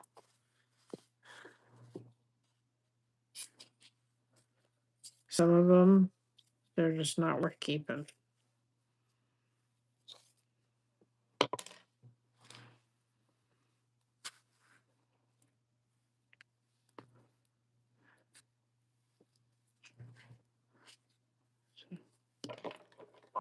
And as you tuck it in more, you can cut more fabric away from things. You don't want too much fabric because then you won't be able to get it in the hole or in the area that you've cut out for it.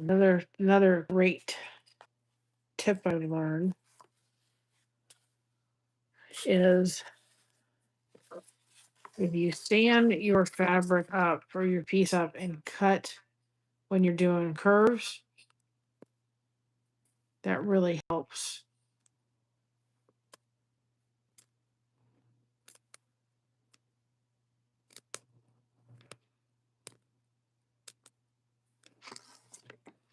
To be able to, you're making notches in the fabric, and then you're really able to kind of get in there and cut away fabric or get it into there because it's got those little notches in it. So it's another little tip I learned. Ooh, do I like that. That looked really cool. Needed like a little think a silver ribbon. I just need it. I've got a little flower that we're gonna stick on here because I just didn't want to try to cut the flower out. And we're gonna put on the end of this. I wouldn't do it on the rest of it, but on the end, because I just cut it the way I cut it, I would add just a little bit of glue just so it doesn't fray.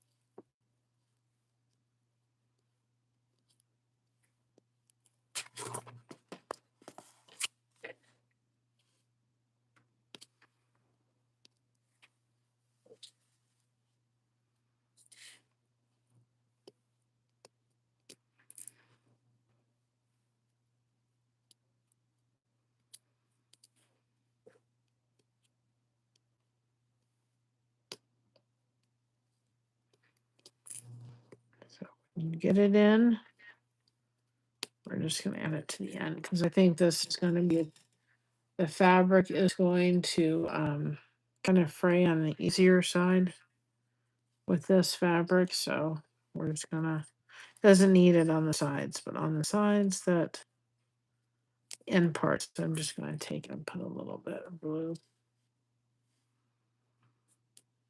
because that's just the way I have to cut it. It's a thin piece. On the thicker pieces, it's not that, but on the thin pieces, and depending on how you cut it, and when you say, "Ah, I should have done a little bit more before I cut that," or your scissors cut it, you're just gonna take it and you put the glue around it. Then it's fine. You just have to be careful when using these tools because they can really put a big hole into the thing, which is not bad, but you also don't want to lose the integrity of the foam.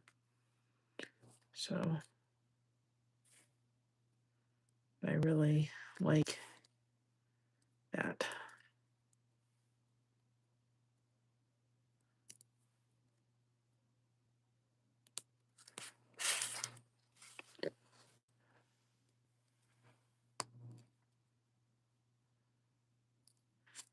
I call this the tuck. If you need to kind of tuck, it needs a little facelift. You can give it a little facelift. Just be very careful when you're doing that too. Somebody should be on fireworks. I don't know where they're coming from, but they're outside. I wish we could see them. It'd be nice, right?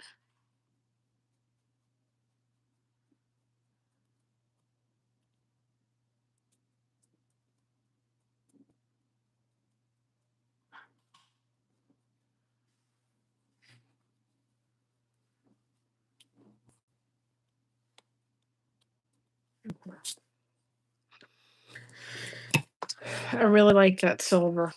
I'm really glad I got it. So, couple options. Hey, Riches.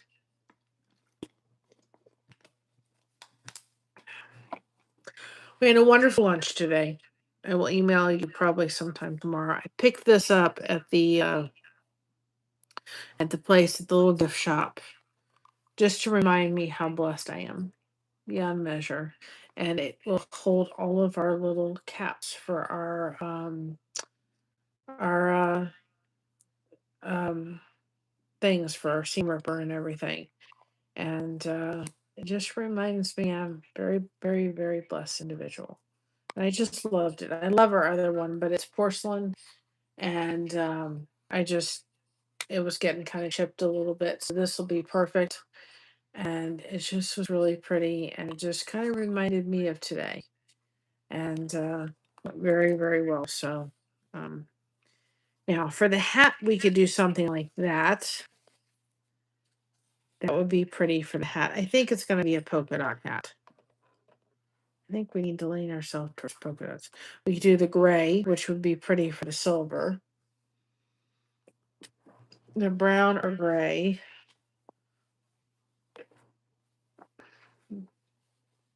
We can also do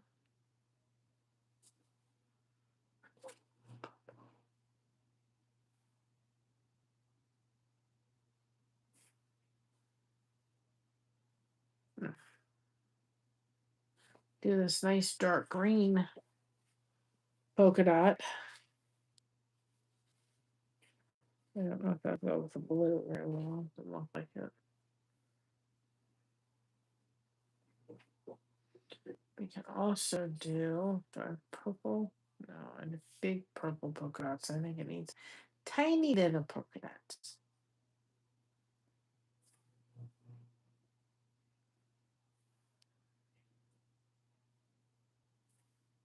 We've got this dark brown polka dots. I don't know. I just think a polka dot hat. Yes, and I should have taken a picture with him and his grandma holding the cross, but we had just too many other things happening at the time. But yes, she loved her cross. Loved it. Well, I don't want to do the blue polka dots because I need with the blue water. So what do y'all think for the polka dots? The gray, the brown.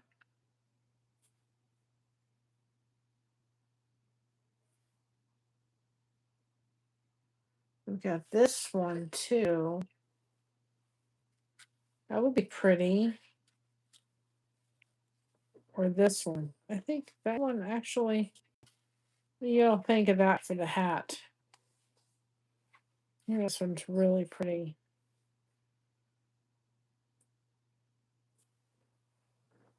The polka dots are perfect for the hat. Okay. Like this one.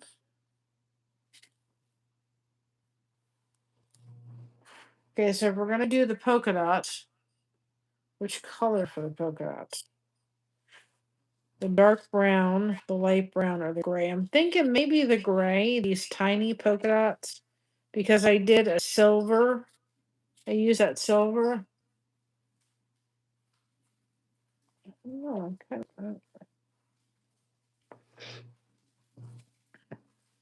there's just, this has that kind of purple on it and white. It would go very well with the silver. See that silver? And it kind of goes with the water. See that silver? It goes very pretty. It's like I think we're going to go with that.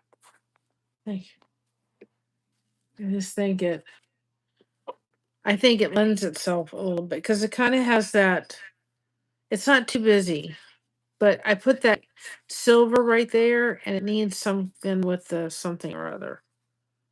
Just let's do this first piece. We can always change it, guys.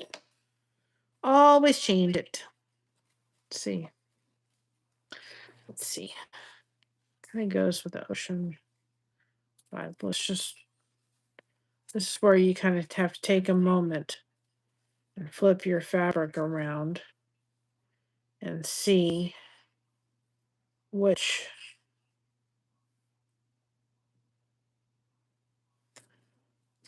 this is it right here. Where it's going to be kind of like that. That's the one. Kind of. Or this section. I think this, where you kind of have that black, we have the flower kind of coming down.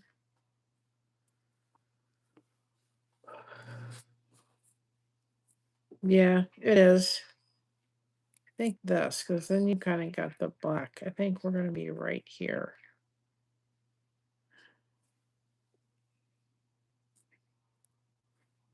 Okay. We're going to go with that. I think. No, we're going to go right here. Right there. I'm saying it now. We're going to go right there. So it's got a little bit of gray.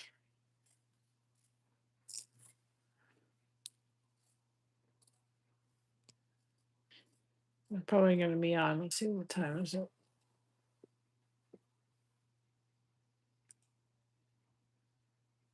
I had to start another live because my phone didn't want to cooperate.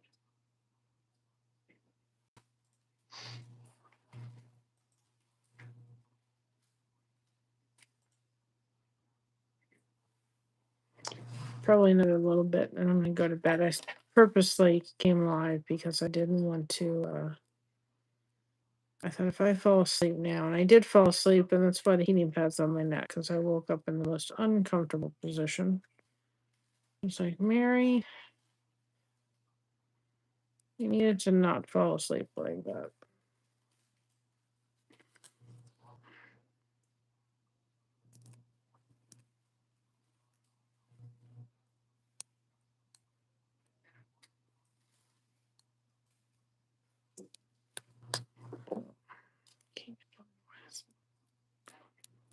I'll just go in there a little further so when I lay the fabric down, I don't see it.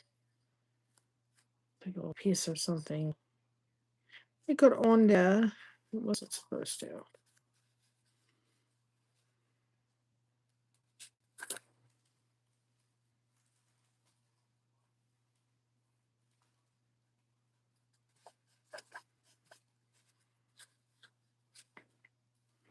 I'm so glad we went today because Grandma's getting more frail as days are going by, and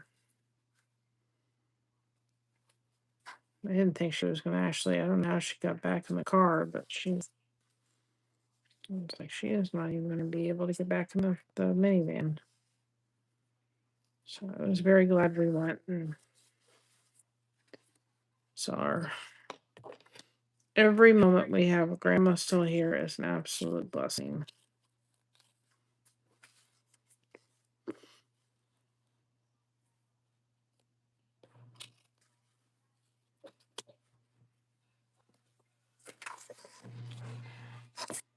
My daughter sent me patterns to start working on. Mom, I want to try it. I want to do it. Got her. Like, Christina, all I can tell you is once you start, you're going to get hooked. So she wants to do some kind of thing. I don't know what it is. Something or other. I can't remember what it was. For a friend of hers. And so she wants me to show her. She's coming over Tuesday. She wants me to show her. I said, just be prepared. You're going to get hooked. Pick up the seam ripper, and I can't promise that that you're going to be able to put it down. Oh my goodness. Oh, that looks so cute with the hat and the silver.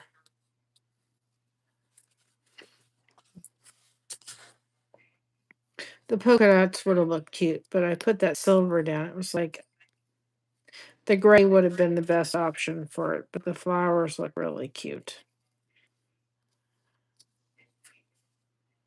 And the silver just adds a little brim of fanciness to it. That silver I got at the Amish that store, really so glad I picked that up. When we do Christmas, it's really going to come in handy like that hat.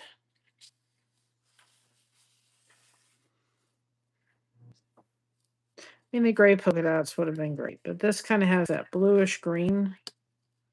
It works.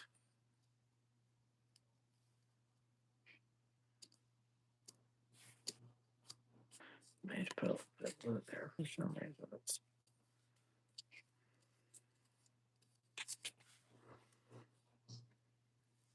the way it rolls. I think that that looks really cute. I love the hat.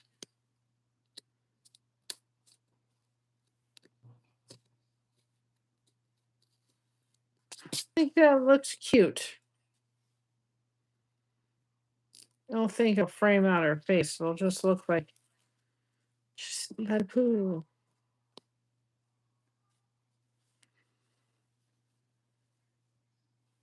And I think with the silver, if I put the gray, yes, the gray for the if we had put the polka dots, it would have made that silver not show up as well. Having that this across the silver makes it. It just makes that show up a little bit more. Let's cut this whole thing off. Because now you can really see this. It doesn't get lost. That's what I was afraid with the polka dots. It was going to get lost. has a little purple on it, so I'm good with purple.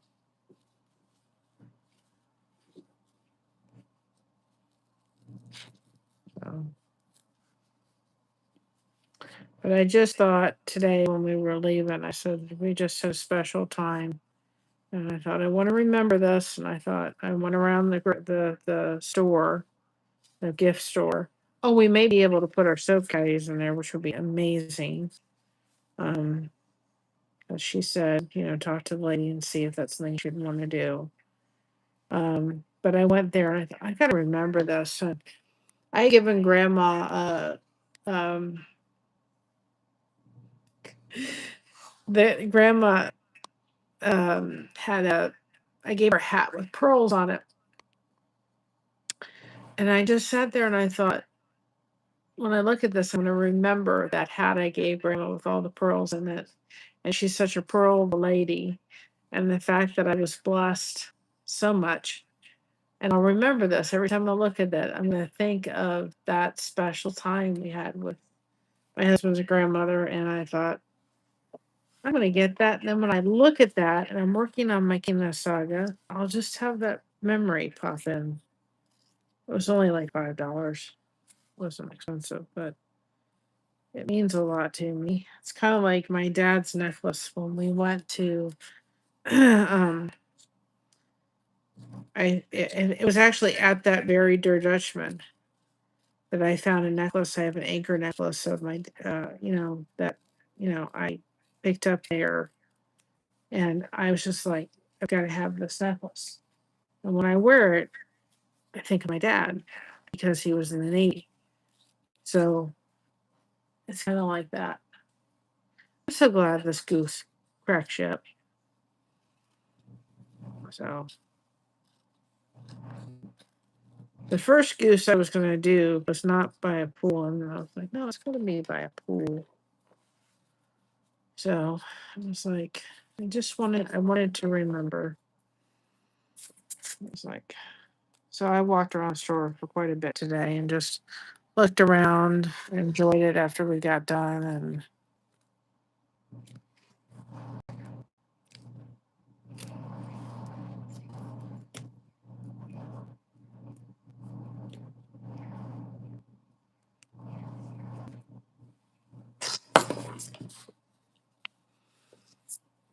it was a nice, nice,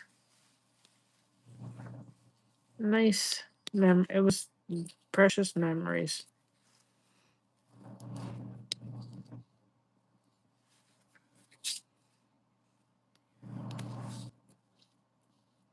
I think the hat goes really well with the glitter. It goes with this down here as well.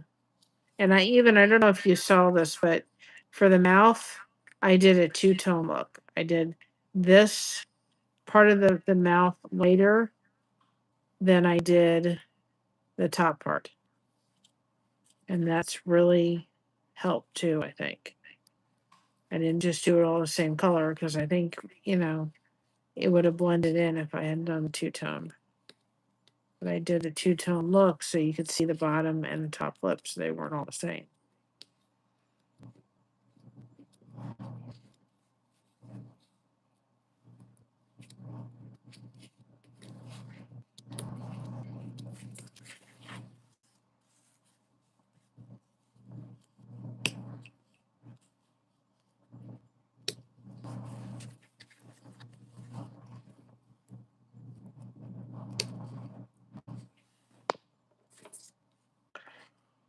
Oh,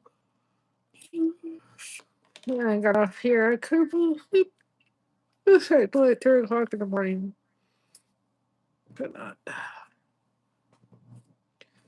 I'm going to have to call on Monday. And it'll be a while before I get in, but I gotta make it. I gotta start getting some work done on my mouth.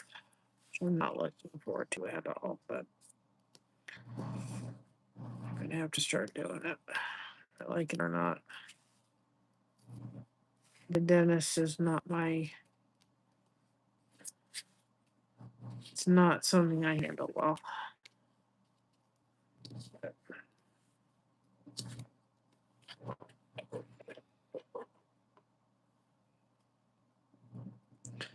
Yeah, I seem to. And my mother and my daughter handed me a pattern she wanted me to do, and she goes, "Mom, do you think we can do?" She said, "This is what I want my first one to be," which is not what I would have chosen for her first one, but so and she wants. And she said, "Think we could do it with that?" I'm like, "Yeah." And I just sat in the back of the car putting it together, and I'm like, "Yep." And I made the pattern work.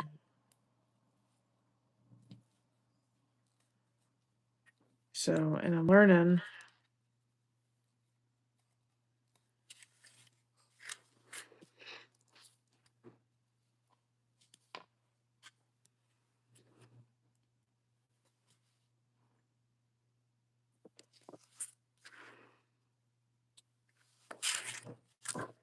Honestly, quite frankly, I would probably be someone that if I could, I would just go in and say, just haul all my teeth out, put in implants, and that would be it. I would never have to worry about it. Like going to the dentist. I don't know anybody that does, but I don't deal well with it. It brings me loads of anxiety when I go. But I will have to make an appointment and go.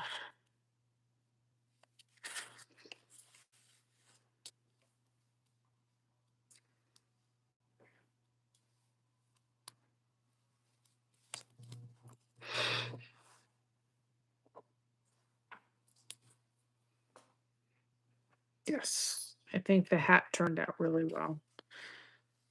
I think it's a funner hat with the flowers on it. Maybe I'm wrong, but I think it just.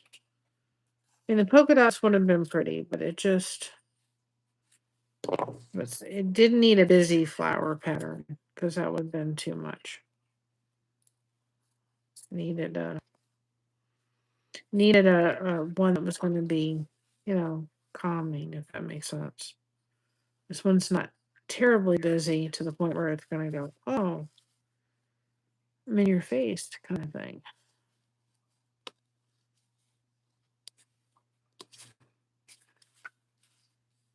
And they will have eyes. I did have to make some cuts where I didn't expect it because we weren't going to get this around without it. So I did have to make some revisions in the pattern, but I figured it would be better to do it up here than to do it where it was. I actually got this whole piece on here, and I wasn't sure if I was going to do that, but I was like, I didn't want it to be a cut right around the neck. It's like that's not going to look right for various reasons. It's just not going to work. And on Monday, I get to go get my glasses. They're in. I trade these ones in for the other one. Josh was like, "You want to go pick up your glasses before we go?" And I'm like, we would have to get up even earlier. I'm like, no. This way I can, not that they're going to still be new. The prescription will still be the same. So it won't be like my other glasses where I had to kind of adjust to a stronger script. It's going to be the same script.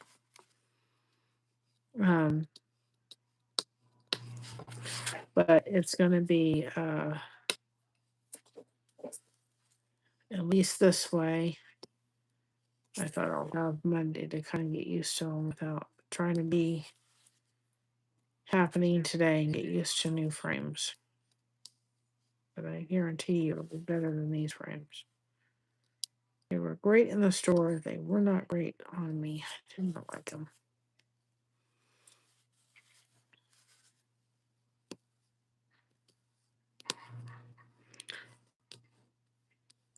It's like the dress you try on in the store and it looks great and everything, and then you get it home and you try to wear it. It's just not comfortable. It's kind of just like that, unfortunately. So they would have worked. I'd kept doing them or wearing them until next year and had them as backup glasses. But we've been back to the store about 5 times. The lens keep popping out. So even the guy said, I think they made these too short for the frames. I'm like, okay. He said, you can get all new lenses or all new glasses and frames. And then next year I can go with the insurance and get them. Yeah.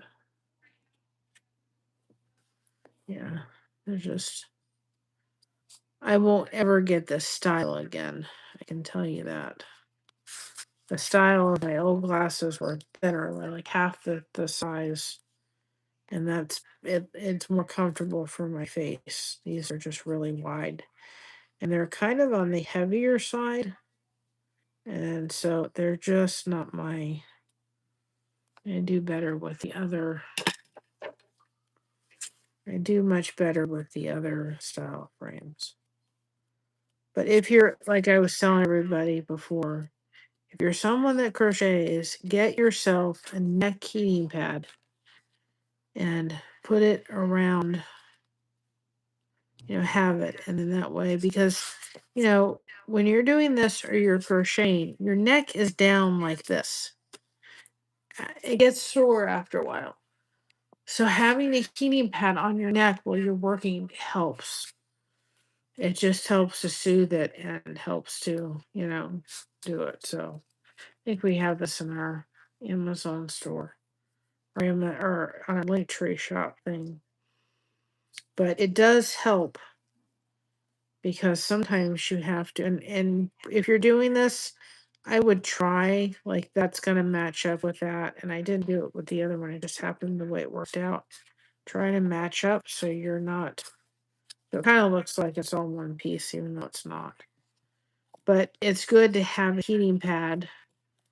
And then you've got that on your neck. And it just really becomes very soothing.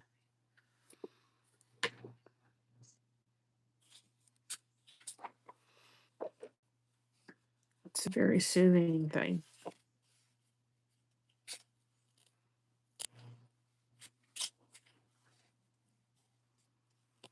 Sometimes I'll fall asleep with it on my neck after I crocheted or done this for a while. It helps. But remember when I first got it, Josh says, we have a heating pad. And I said, so I'm supposed to hold the heating pad. And it wasn't even one that goes around your neck. It was just a square one. I said, I'm supposed to hold the heating pad while I crochet.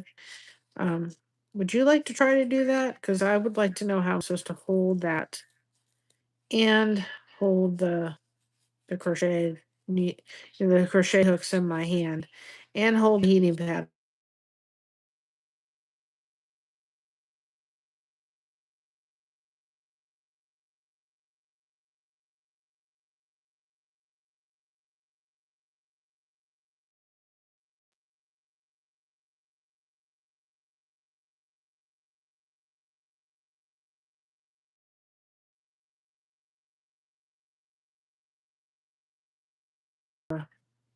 Oh.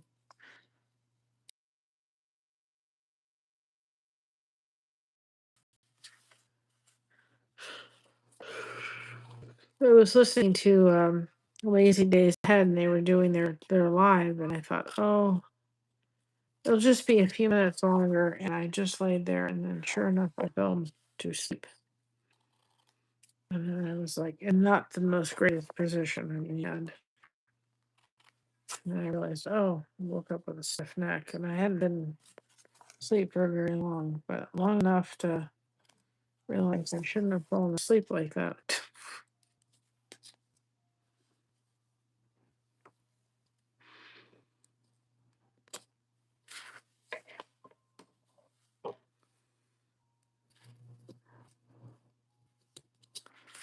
But try, and this was just, I didn't even try that. It just happened to be the way it worked out. Yes, absolutely. It's very nice. Sometimes I'll fall asleep with it in bed and I'll just put it around my neck if I've been crocheting or doing this and my neck's sore. It does, I just go to sleep with it. And it does help. Just to soothe something. It's just very relaxing. And in winter, if this door gets cold, it may be something I may have to put on my neck just to warm up. Or sometimes if I'm like going through one of those pain chills, I'll purposely put it on my neck because it's hot and it'll warm me up faster. Because the sooner those things are, I don't have to deal with them, the better.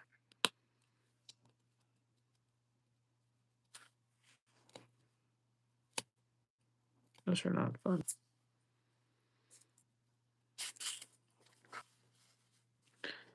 Okay.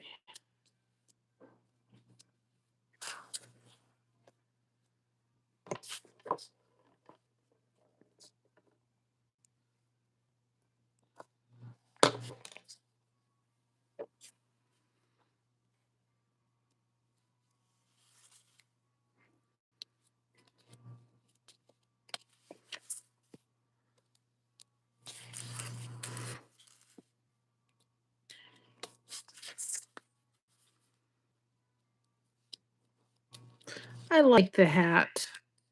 The polka dots would have been nice, but I think that fabric is fun for it. I think it was a good choice.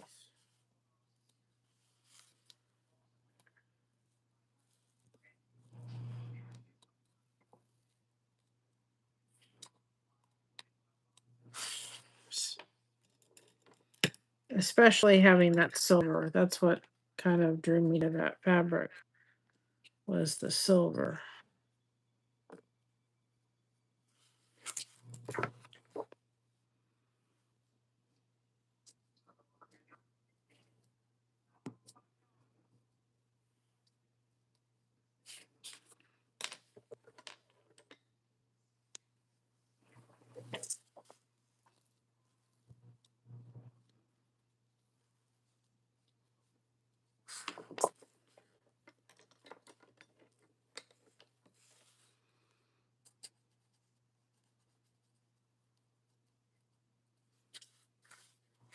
You have to be careful when you use that because it can put voids and stuff, but in these rounded edges that don't want to cooperate, it is very helpful for.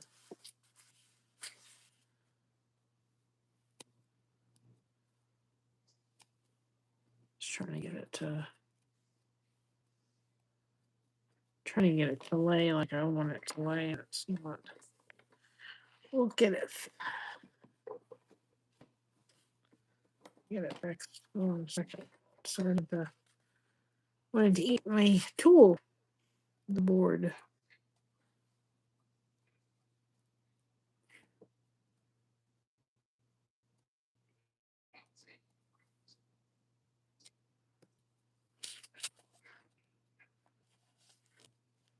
Oops.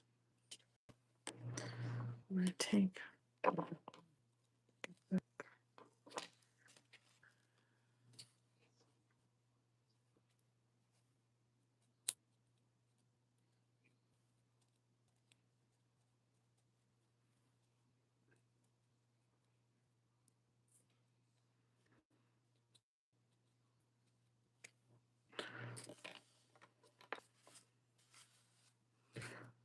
Just having to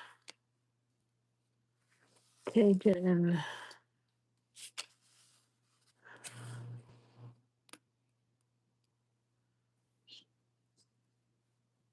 we're gonna get it to cooperate with us in a minute.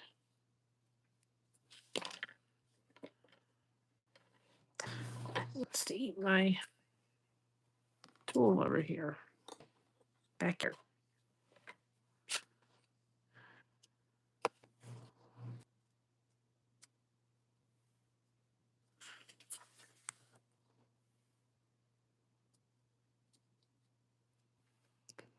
Just trying to clean it up. Right in here. It's just you need to clean yourself up.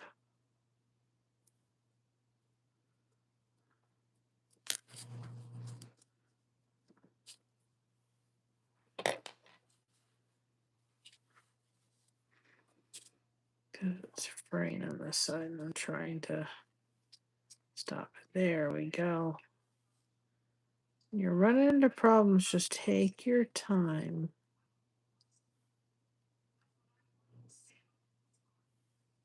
And you will get it to the point where you like it.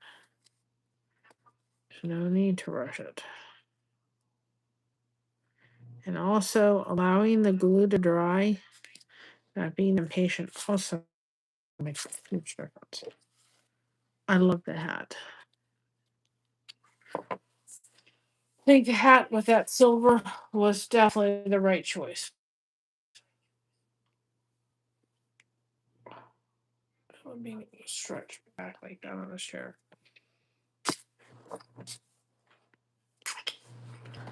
Now, you have to start deciding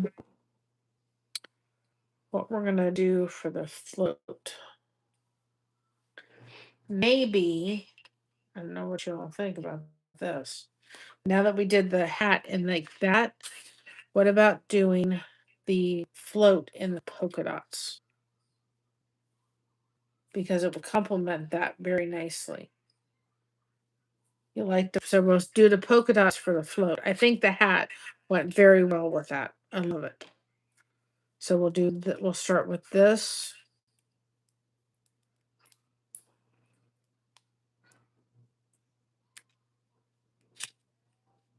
Actually, what we could do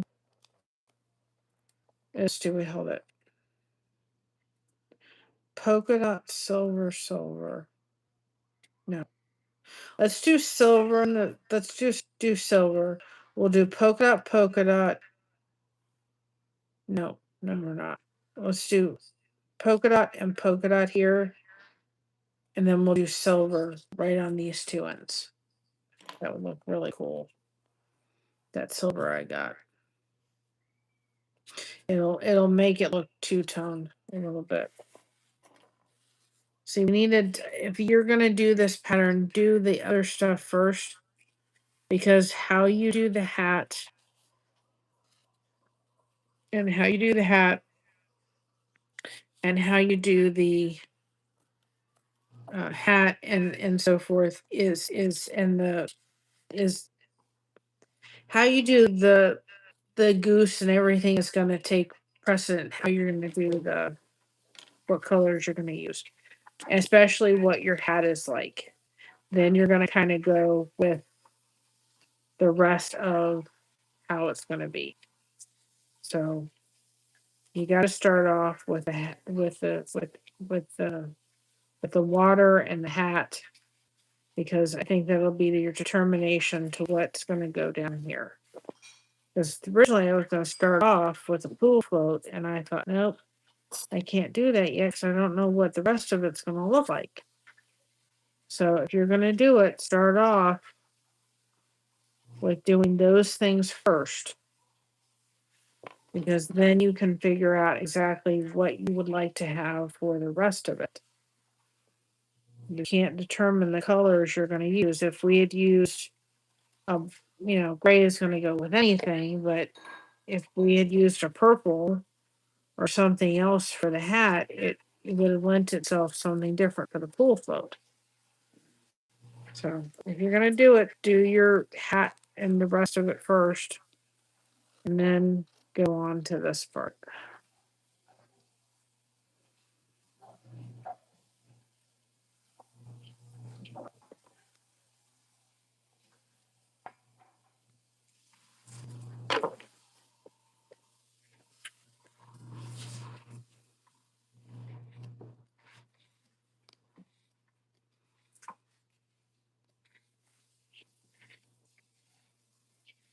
Just gotta, and then I think that's where we're going to kind of stop for tonight, because I got to get up for church tomorrow. We'll finish the float, which will be easy compared to what we just got done doing. And then I think tomorrow I'm probably going to take, well, I say that every time. I may take the day off and I may not. I haven't been able to go a day without doing this, but we shall see what tomorrow brings. I can tell you Tuesday I will not be on because Christina's coming on Tuesday. So I'm telling you that right now, Tuesday will not happen.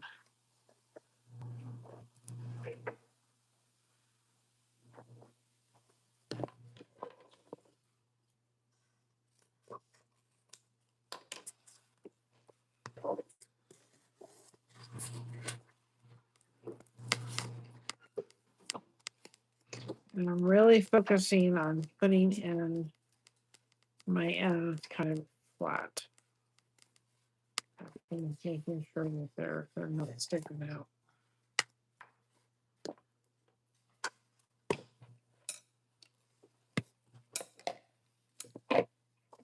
Say that we may be able to use that. Thought about it after I dumped that in.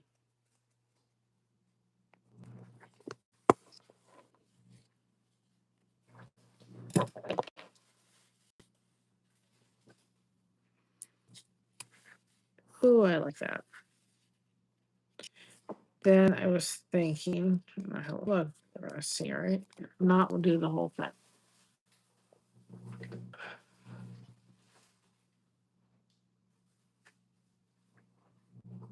Yes, absolutely. I feel the same way. I'm like, once you start, I said to my daughter, I'm like, just so uh, listen, you pick up a seam ripper at your own risk. That's honestly what do you all think about putting this in between?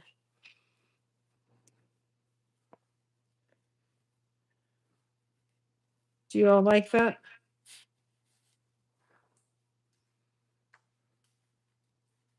And having this on either side and then the polka dots and polka dots over here. That was my thing. I'm loving this fabric. And I'm sorry I took it away from anybody else that wanted it. It's so pretty. It was on sale. It was if you emptied the bolt, you got it at 30% off. And I almost didn't get it. I'm really glad I changed my mind and got it.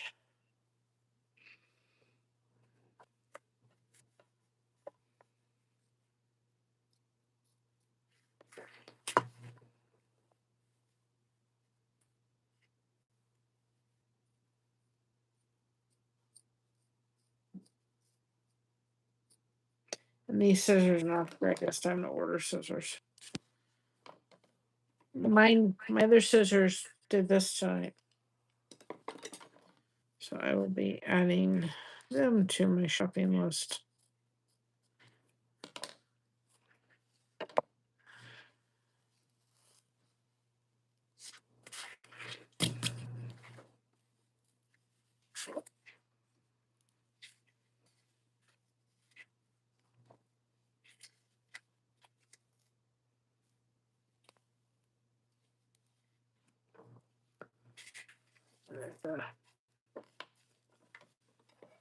Needs to be a little bit.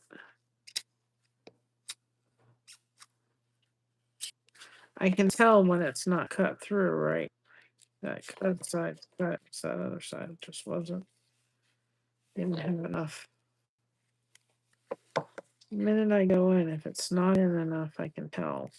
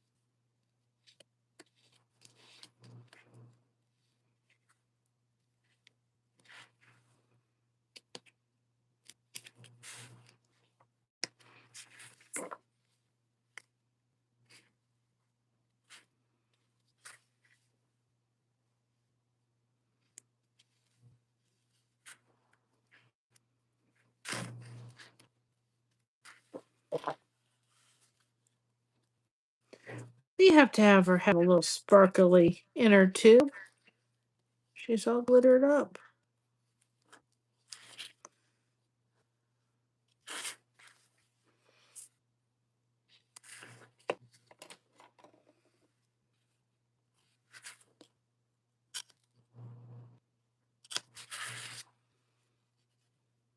There was one person I saw recently in the group I'm in. They literally took DMC thread and outlined their entire project.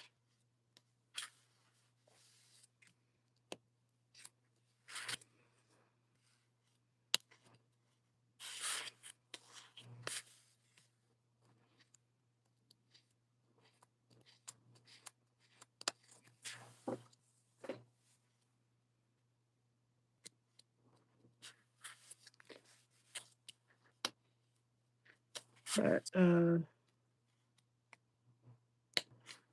I did, there's people starting to come in a little bit here and they're like, what are you doing? There's just, it's not an art that's known too well yet. It's starting to, I think, but it's not like this art that's been around like crochet for a long period of time. And to some degree, people are kind of very much intrigued by it.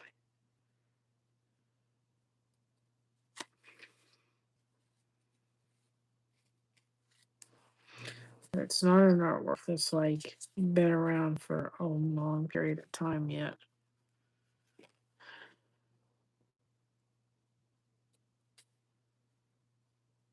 Just kind of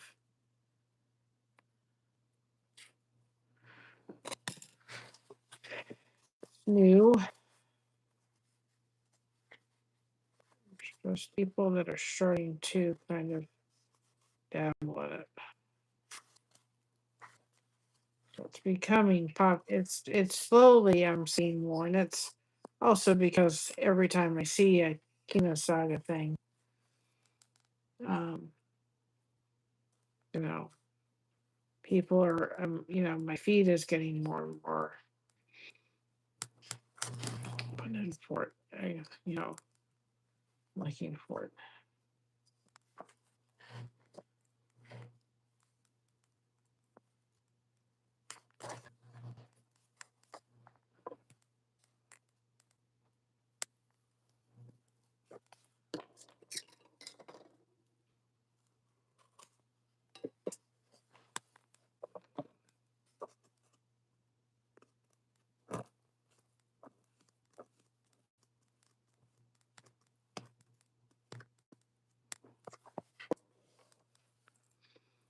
And, my bull wants to eat that one tool. No, I put it back here. Never mind. Never mind. I didn't eat it yet.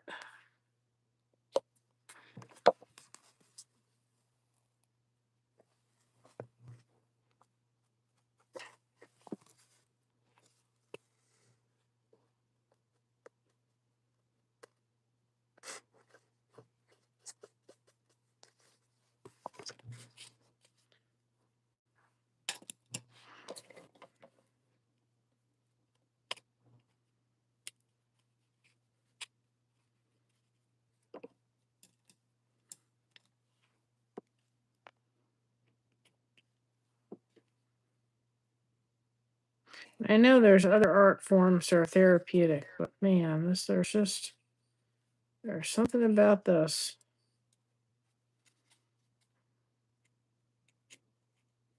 And honestly, if I could sit here and tell anybody, fibromyalgia patients, is get your hands on this. Because it does make a difference. I love that. I think it looks so cool with us. Go with the water again. So cool. It's time to take it off. Feel a little warm in here. That thing stays hot for a long time. But it does help. You're kind of getting stiff.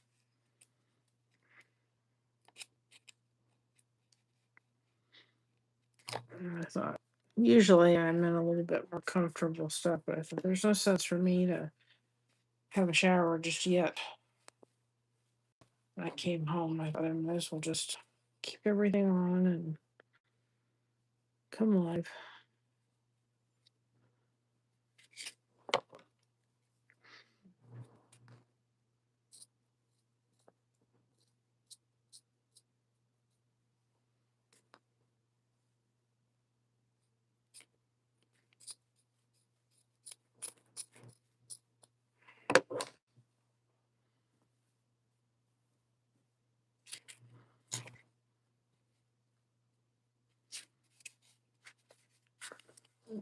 Going to have to really stretch this out because it got a little wrinkled. And I want to make sure it's not going to be wrinkled and thing. That's not we can stretch it out. If I wanted to bother, I take out my irons, but I'm not going to do that at this point. But I would.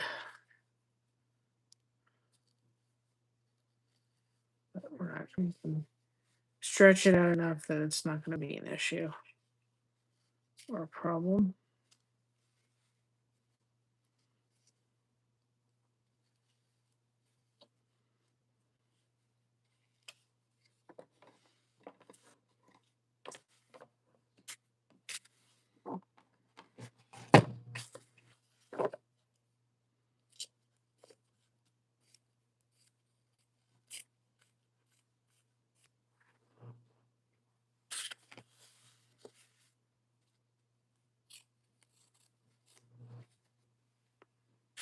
Scraps I can't use, go back into the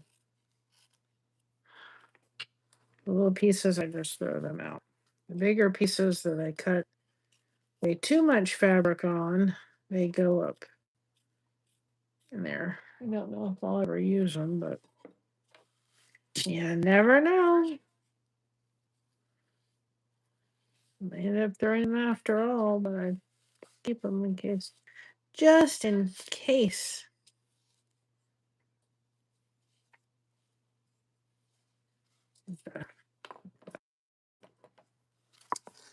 You have to cut around that so it bends where it doesn't bend.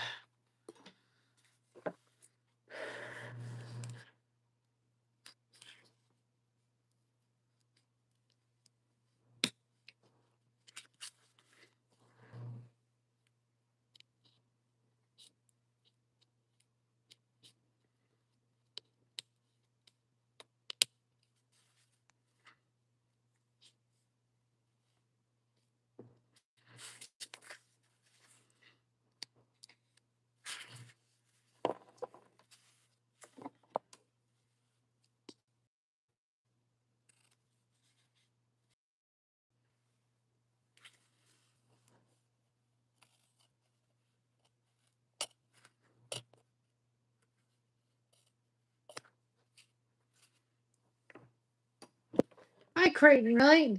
Welcome on in. We are doing something, if you haven't been here before for this, we're doing something called Kinusaiga, which is putting in fabric, tucking fabric into insulated board.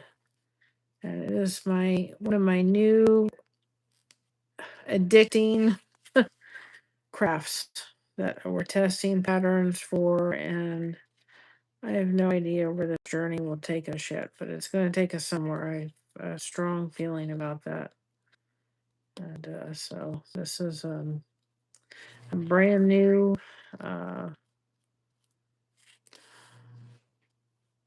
art for us that we just discovered. And it is very therapeutic I'm finding it extremely therapeutic. I'm still crocheting, I'm not giving that up, but finding out that this is extremely therapeutic and it's actually helping my fibromyalgia. If I'm really struggling and having a difficult day, it is really helping in so many ways.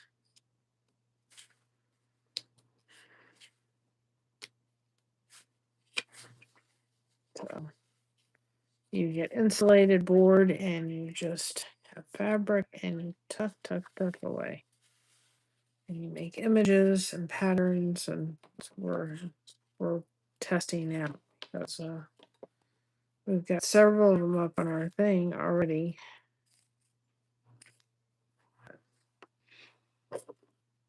Oh, it is. This was the one we did recently. This was the flag one.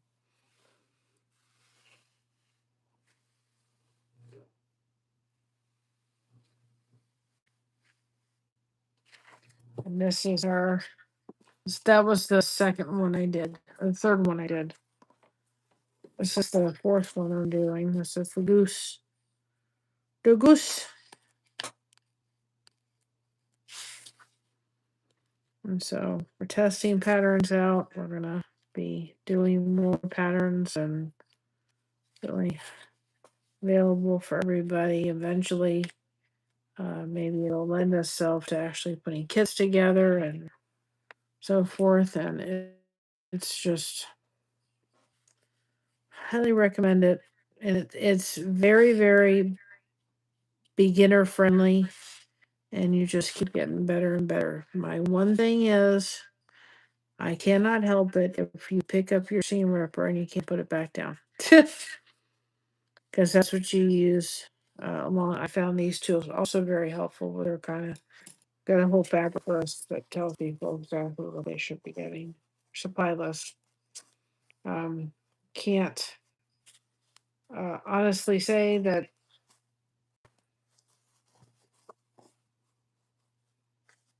Just tell you, pick up your seam ripper. You're not responsible. It's a very addicting, very, very addicting. Because you sit here going, oh, just one more piece and just one more piece. And next thing we know, we've been here for 2 hours. I've sat here saying, I'm only going to do this for 2 hours. 4 hours later.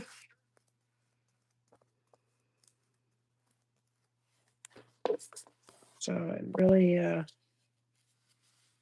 just.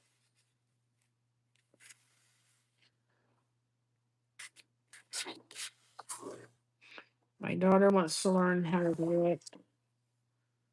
She already asked me to work on a pattern for her. So.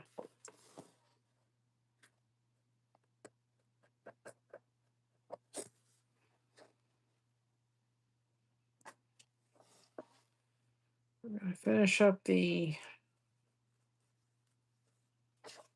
inner tube. And I'm going to get off here and go to bed. I do have to get up for church in the morning. And I'm tired. And a wonderful day, but it was busy.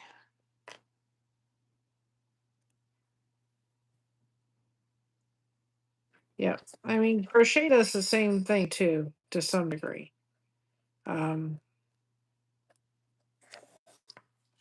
But this is also a nice break from crochet.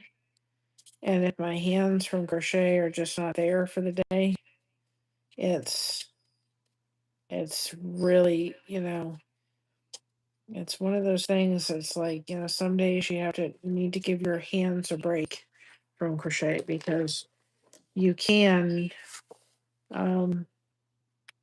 you don't want to do too much, and then you can injure, yourself, not on purpose, but just from that repetitive action. And so you have to be careful that you're not overextending yourself with it. And sometimes you do need to kind of take a break from crochet and give your hands and muscles a break. I do crochet almost every day though. And I do that even if it's just a soap caddy because I'm so used to crocheting for hours that I don't want to lose that. I've done times where I've skipped like 3 or 4 days and I go back and I'm like, I can't crochet for long periods of time because my muscles aren't used to it. So I built up my muscles over the years and I don't want to lose that. I don't want to lose what I've built. So I still try to crochet, even if it's just one of our soap patties every day.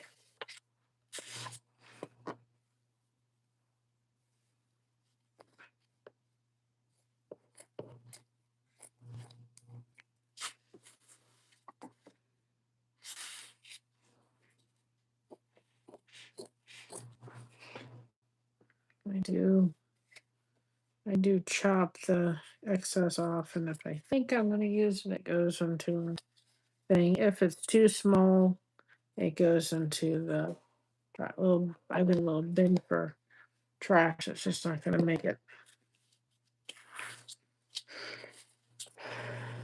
But this is not regular foam. This is polystyrene. I want to call it polystyrene, but Josh corrected me.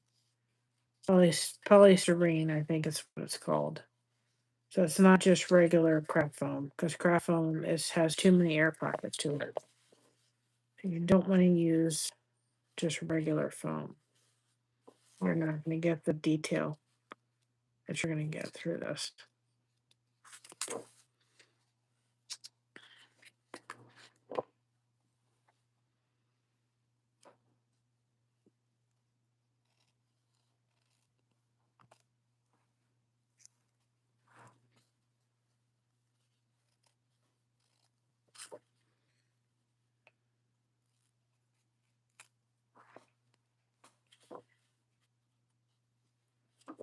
And you don't need a lot of fabric.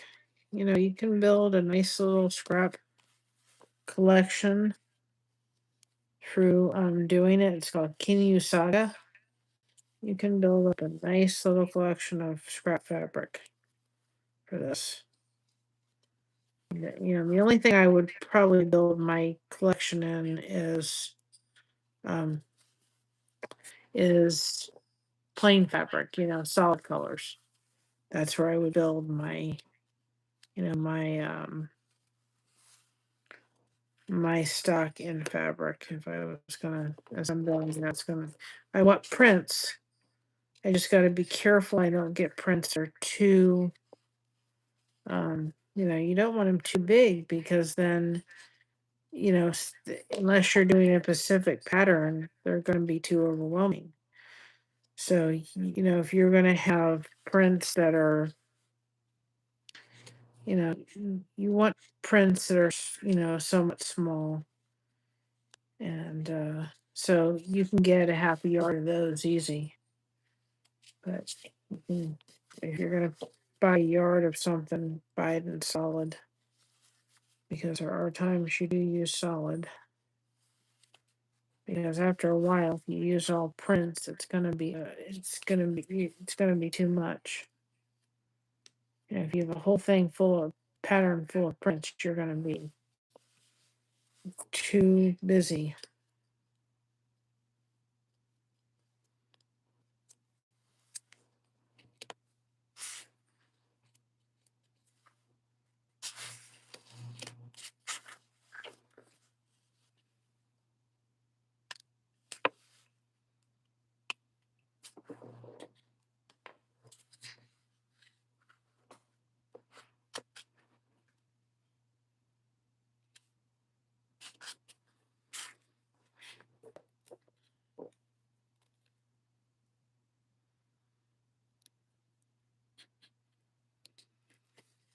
That's the Some of them do contain affiliate links, because Mom is a Amazon affiliate, but it's no extra cost to you if you do purchase anything from that. That they just give us they give her a little commission if you do choose to get anything on the list.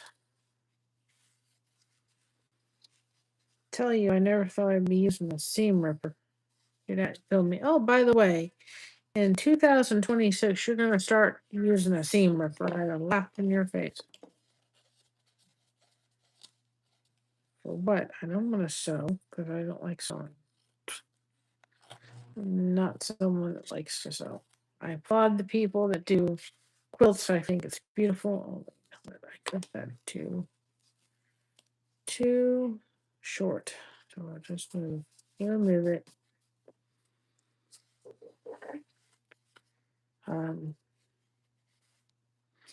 A lot of the people that crochet or quilt, I think, is a beautiful art, but it's not this rose.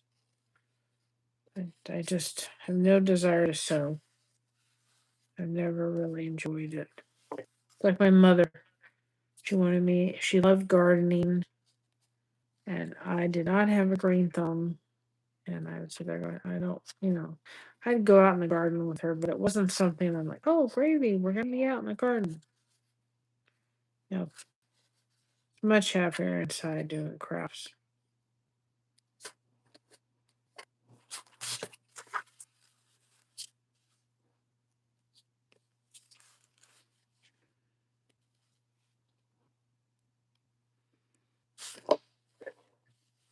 Tuck your fabric in before you cut, especially around them curves.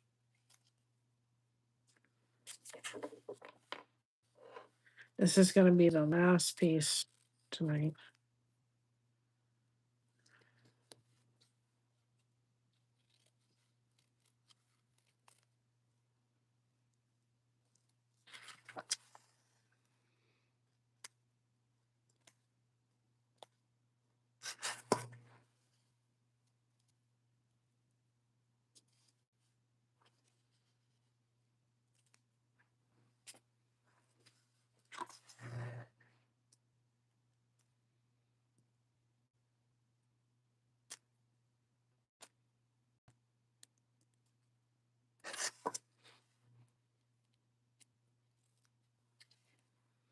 I love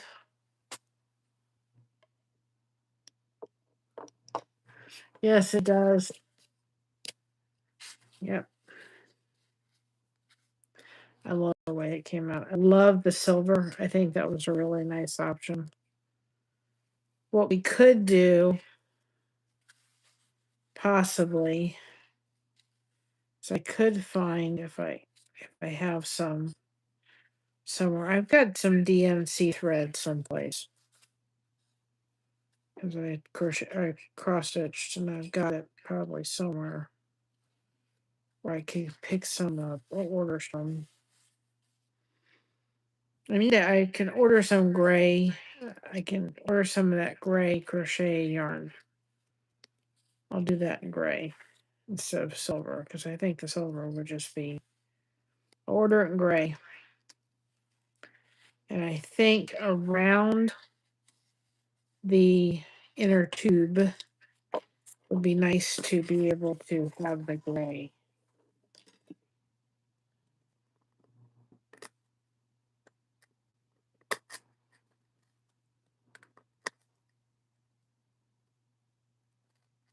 If I find my crochet or my DMC floss, I can use that too. But I think if I order the gray and we put that all down here, not the silver. I don't know, maybe the silver would look good because I'm going to put the gold. I'm going to use the gold for the fingers. So maybe the gray. I think just not the waves. I don't want to start doing all them and outlining the waves. I mean, I could, but I think though for the cup is silver and may outline the inner tube. We'll see. But I think once I start outlining everything, we're going to be in trouble.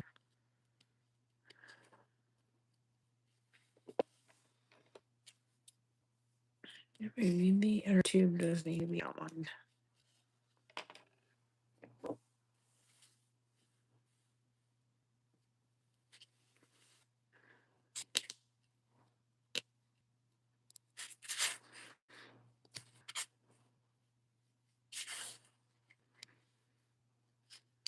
Eventually, I'll build my collection of that yarn or the crochet yarn or the crochet.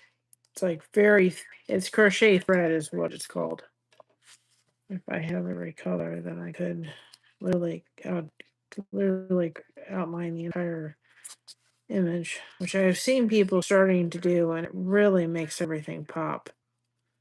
But just over time. We'll get there. We will get there one step at a time.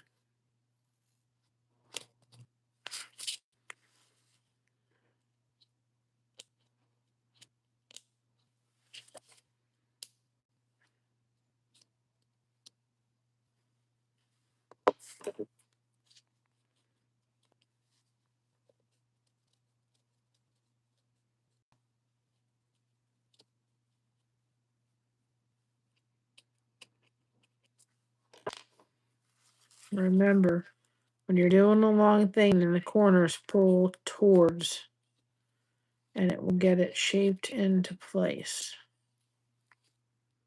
There we go. It does really make a difference when you do that. I love it. I love the hat. I think the hat came out really cool. But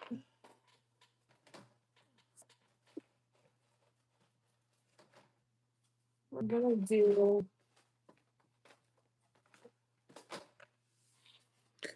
see, the fingers we're gonna kind of do in this gold. So the fingers are gonna be just a little bit of the gold because it's gonna show up. The silver will just blend in. So it's gonna be there. And then the cup is literally gonna have, the cup is all gonna be outlined in silver. I don't want it to be something that is obvious. I just want it to be kind of that silver to board it. And it's going to be the entire glass. So like right here where this little piece is, we're going to do that. And then that'll really emphasize the layer part. Of course, I'll do it a lot. Yeah, it'll be better. Now we may on the hat, just because we're going to put a little flower, take this and you really won't see it, but we're just probably going to take that and put that there and just go around in a whole circle. Start there like we did before with the flag and just go around with this, especially for not the entire hat, but just to emphasize the break between the two.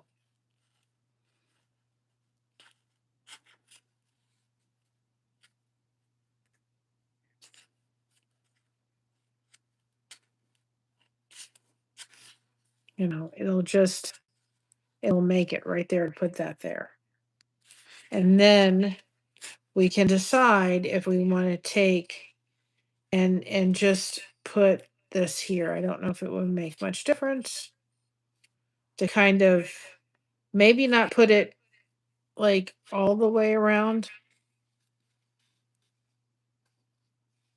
I mean, we could possibly just put it like right there, just in front of the goose. May not be bad, just kind of like right in front of there. Not the whole goose, just there. And then take this and put it here and put it here. Just to kind of give that a little bit of a, I think it will look nice. And I don't think it's going to call too much attention to it. All right, I'm going in a minute. I don't think it'll do too much attention to it. It'll just maybe be enough just to outline it. So maybe we'll do that just for that.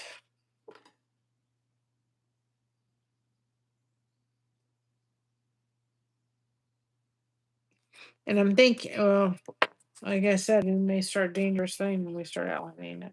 We'll see, but that's maybe where I'm going with that. I can also get some solid gray that's not sparkle and use that. I'm gonna order some gray. This, but it's gonna be plain gray. Yeah, I do too. I like using the crochet thread because it's small enough to be able to do that with. And then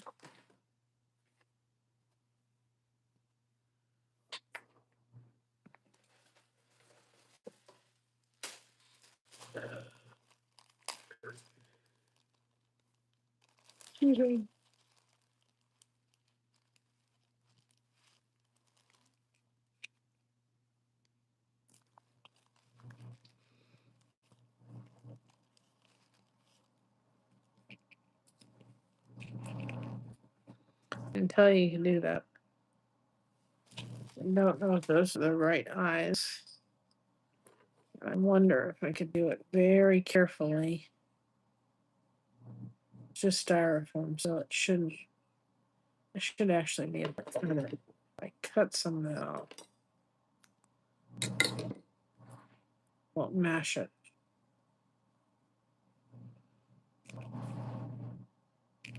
That looks better when it's not rounded.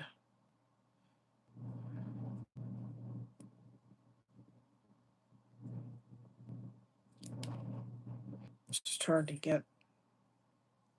I've got plenty of them.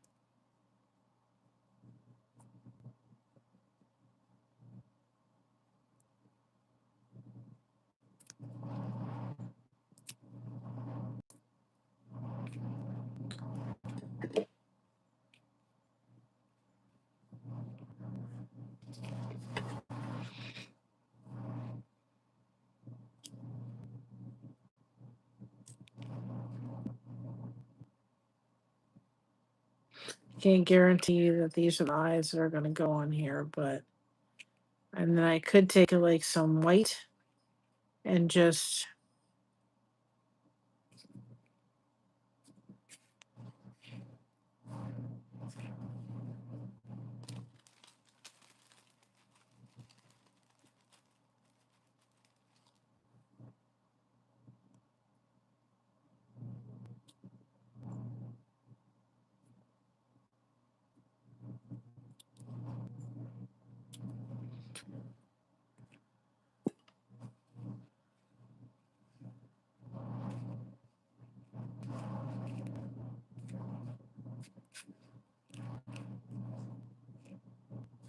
I do a better job of that. I'm just doing it for now. I've got plenty of these. I'm not worried.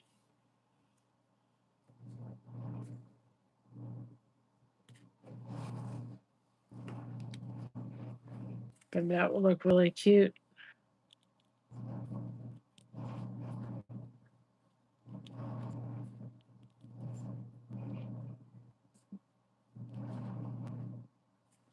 Such a position that, but at least it's.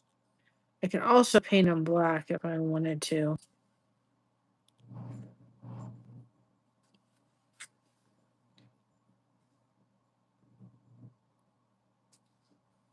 But something like that.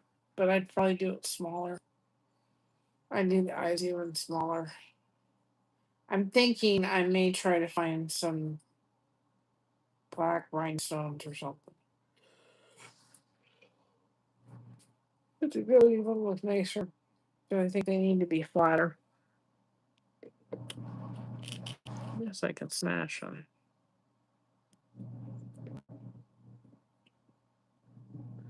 Yeah, it kind of works. If I smash it,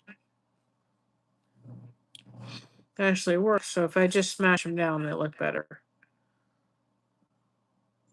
I like the eyes, and I could take a little white and just put a little dot. I could do the silver like I've been doing, and then just take the white and put a little dot. Look really cute. Because I kind of like the silver theme we've been going with. So anyway, that's. I got plenty of these for that for a long time. So that's. I love the inner tube. I'm glad we saved. Yeah. I think smashing the eyes though look that's really bad. It works. Um I love the way the inner tube came out. I love the way it came out. Now we just have to decide what we're gonna do for the I love the hat. I'm really glad we did the hat with the flowers and the inner tube with the polka dots. I like the way it did. Because the hat just looks like it just fits. You know? And I love the inner tube. I think the inner tube came out really good. I'm glad we divided it up and then put the little shiny parts on. I think it looks cute. So then we have to decide, not tonight. And like I said, I don't know when I'm going to come on. I say I'm not going to come on, and I'm like, I got to do this. But we have to decide. Let me show you the kind for a second of what we're going to kind of do this. These are all like the pool tiles for the back of the pool. And I don't know what that's going to go with this blue.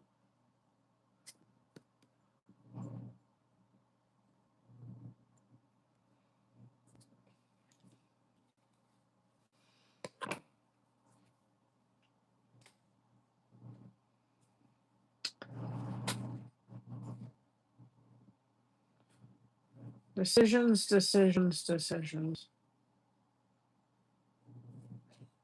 It's not going to be overtaken by the.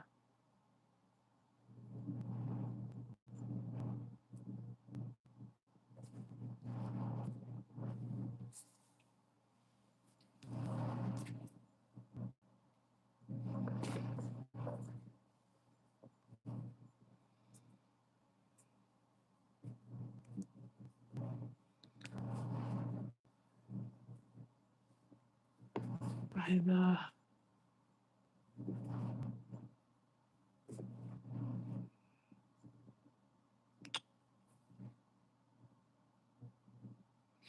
Got that green we can use for the bush. This green that we use for the mountains, we can definitely use that for the bush part. I think I know what we're going to do for that. I think I figured it out. I figured it in my head. For that, we'll probably do something like. Where is it? Possibly. Because we're going to have the green. I think we need to do a solid color back there.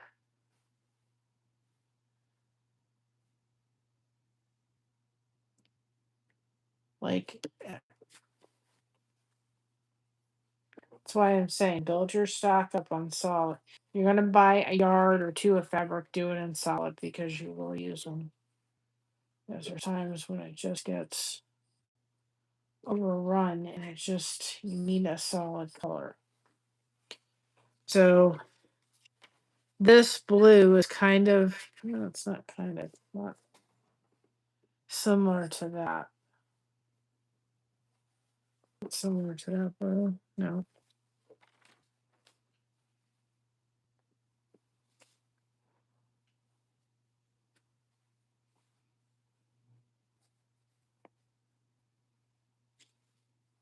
It's more like this blue.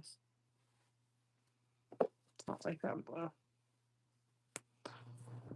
So we take this, which would match this blue, and have this as the background.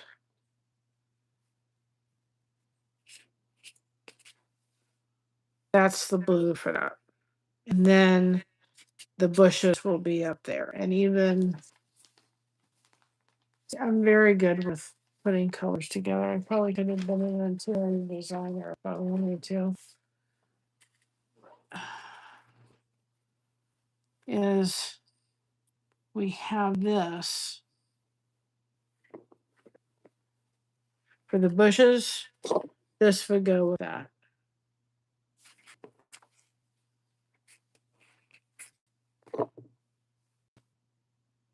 So if we use, I'm gonna put that up there so I don't have to go hunting for it again. If these little things, we can just use this, this darker green.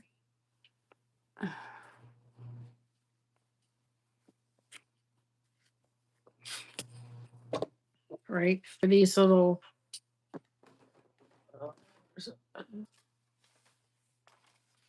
for this, these little things here, we'll use this. And then for the bushes, we're going to use this.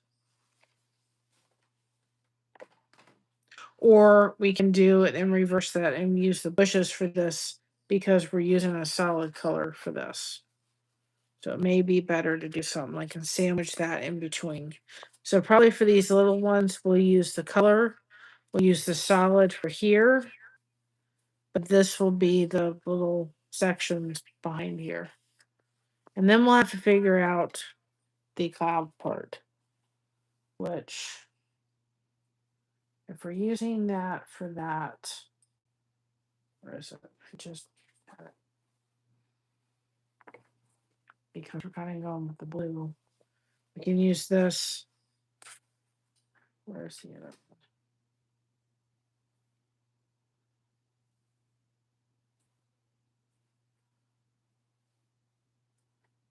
I've got two.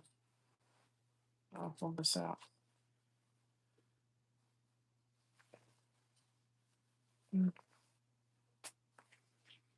Kind of, but not kind of. This would work for the sky better than that.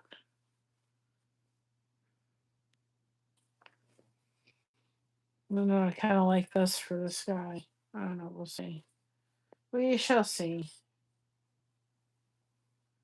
Because we have to go something that's going to go along with this sun. It may be just too dark.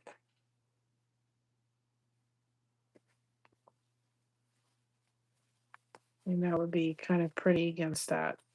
And that would kind of go with all of these colors. So we'll probably use this for the sky. Because it's kind of blending with all of that. And it would go very well, very nice with that. Because all of that sky.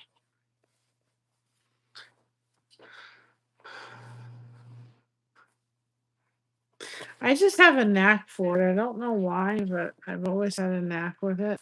And I do it very well when I go into the store and I got to put a blanket together and I can just go, this color will go and this color will go. And I think it was one time when I was doing something. I can't remember what it was. I was doing some kind of blanket.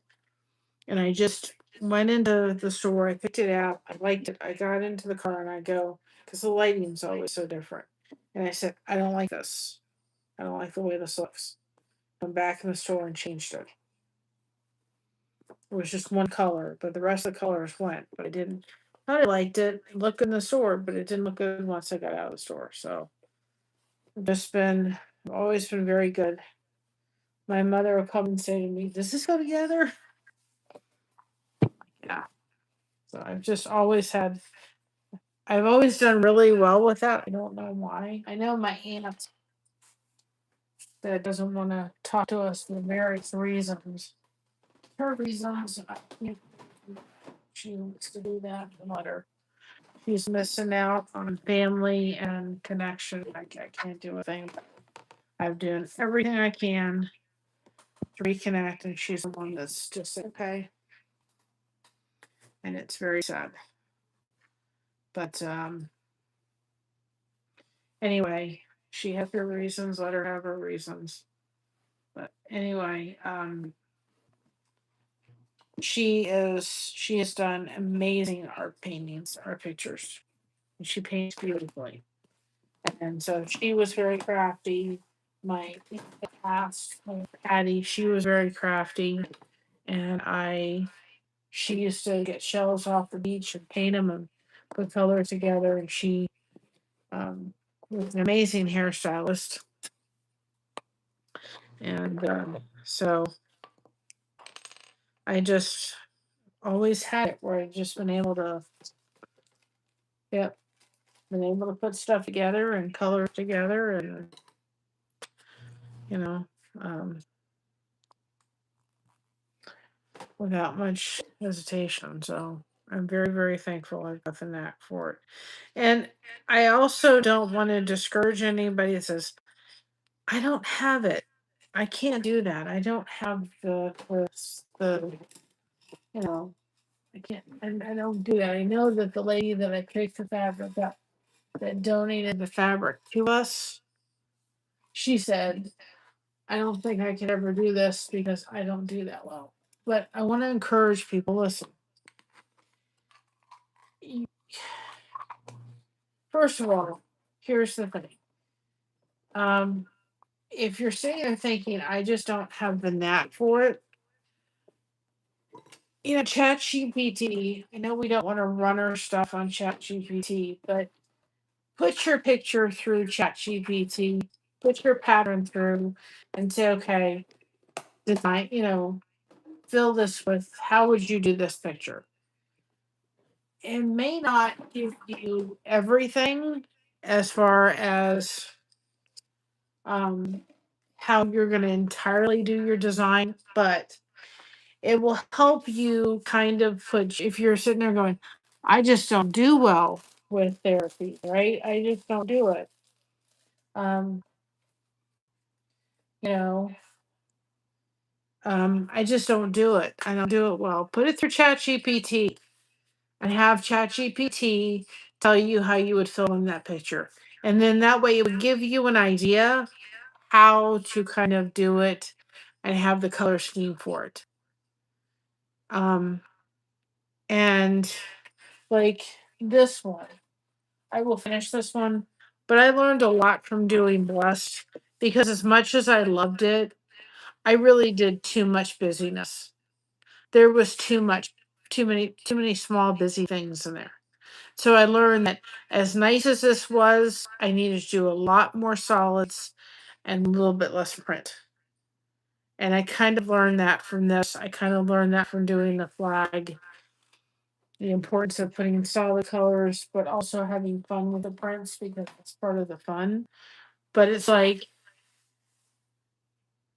you don't want to take away from the image either. So anyway, and you know what? We need to do, doing things like this and, just being there for people and encouraging people and letting them know that they can do it, even though they don't think they can do it. We can be a light, a little sunshine to brighten everybody's day. So let's make sure that we do that because it's really important. You can be, you can be a little sunshine to brighten somebody's day. And it doesn't take much to do that. And I think we need to remind ourselves to do that more and more and more and more. So anyway, I love how it's coming along. I love how much. God bless you. How much better I'm getting, and that's just from practice. And I just also want to encourage somebody to as well when they said, I could just never do this. This is my fourth picture. And look how well I'm doing. It's not something like crochet that I think it's going to take you years, a lot of time to do and learn. You will learn. It's something I think you can learn very quickly and get the technique down. It's not something that you need a ton of supplies, and you need supplies, but they're reasonable. And you build your stuff up slowly, you build your skill set slowly, and start off small. Start just getting your lines down, getting your tucking down. And just like this was the only one left at the store. When we went, this thing was the only thing left. The only one left. There was only one. And I looked, and when I looked at it, now if you all can see, there's a little bit of an imperfection there. It's like right there. It's right there. And I thought, oh, let me see if I can go find another one. And I didn't. This was the only one left. And I don't want to take it. You know why? Because we're not perfect. No matter how much I try, this was not made in a manufacturer place. It wasn't stamped out in a machine. It was made by human hands.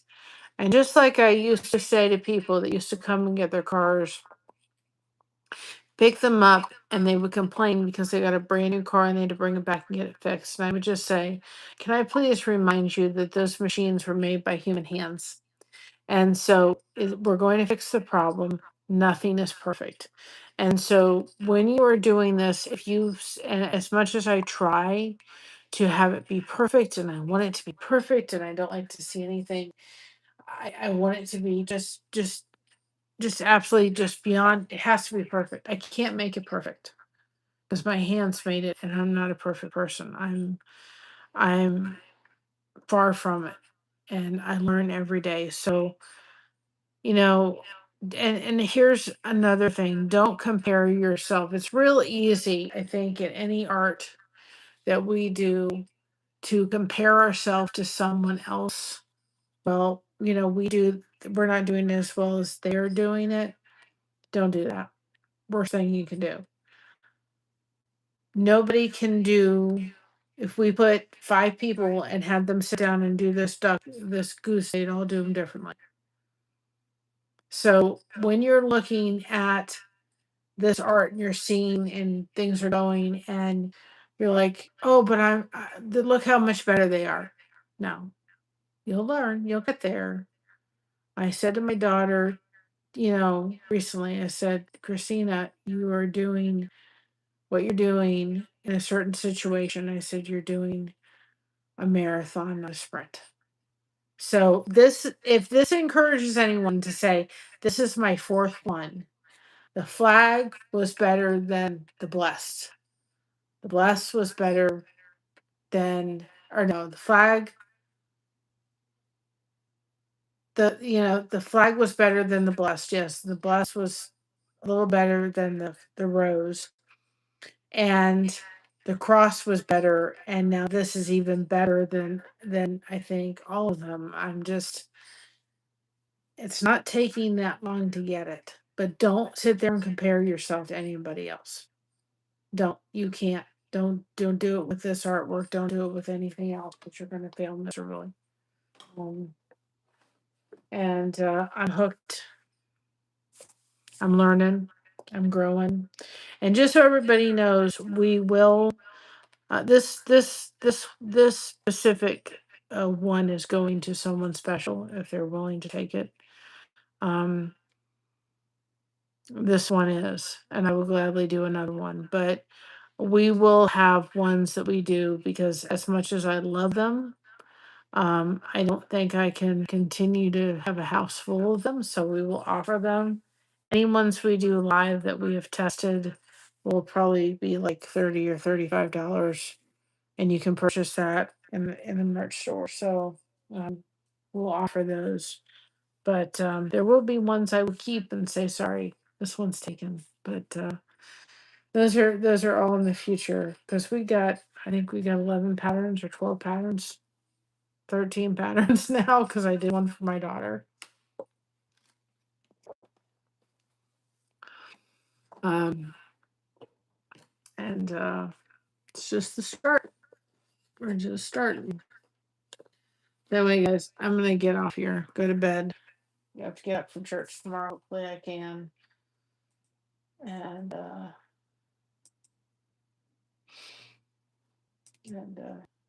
sorry, love. I said I wasn't gonna be online. Hi, Mr. Handsome.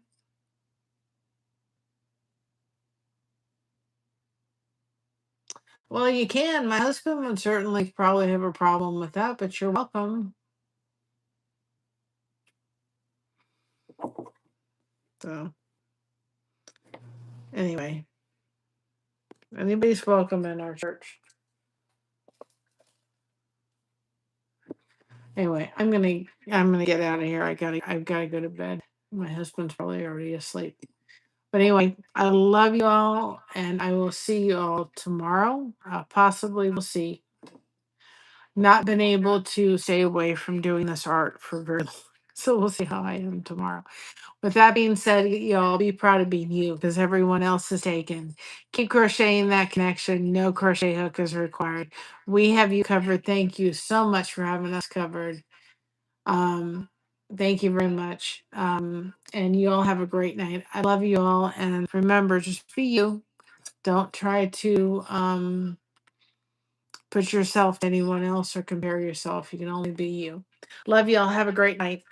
I'll see you on the way to church tomorrow, and we'll see if I'm up to sitting and doing this tomorrow. But it's been my thing for the past little bit. So I'll see you later. Love y'all. Have a great night. Bye bye, everybody. I gotta finagle this so I can see. Where is it? There we go, because I can't see. Bye bye, everybody.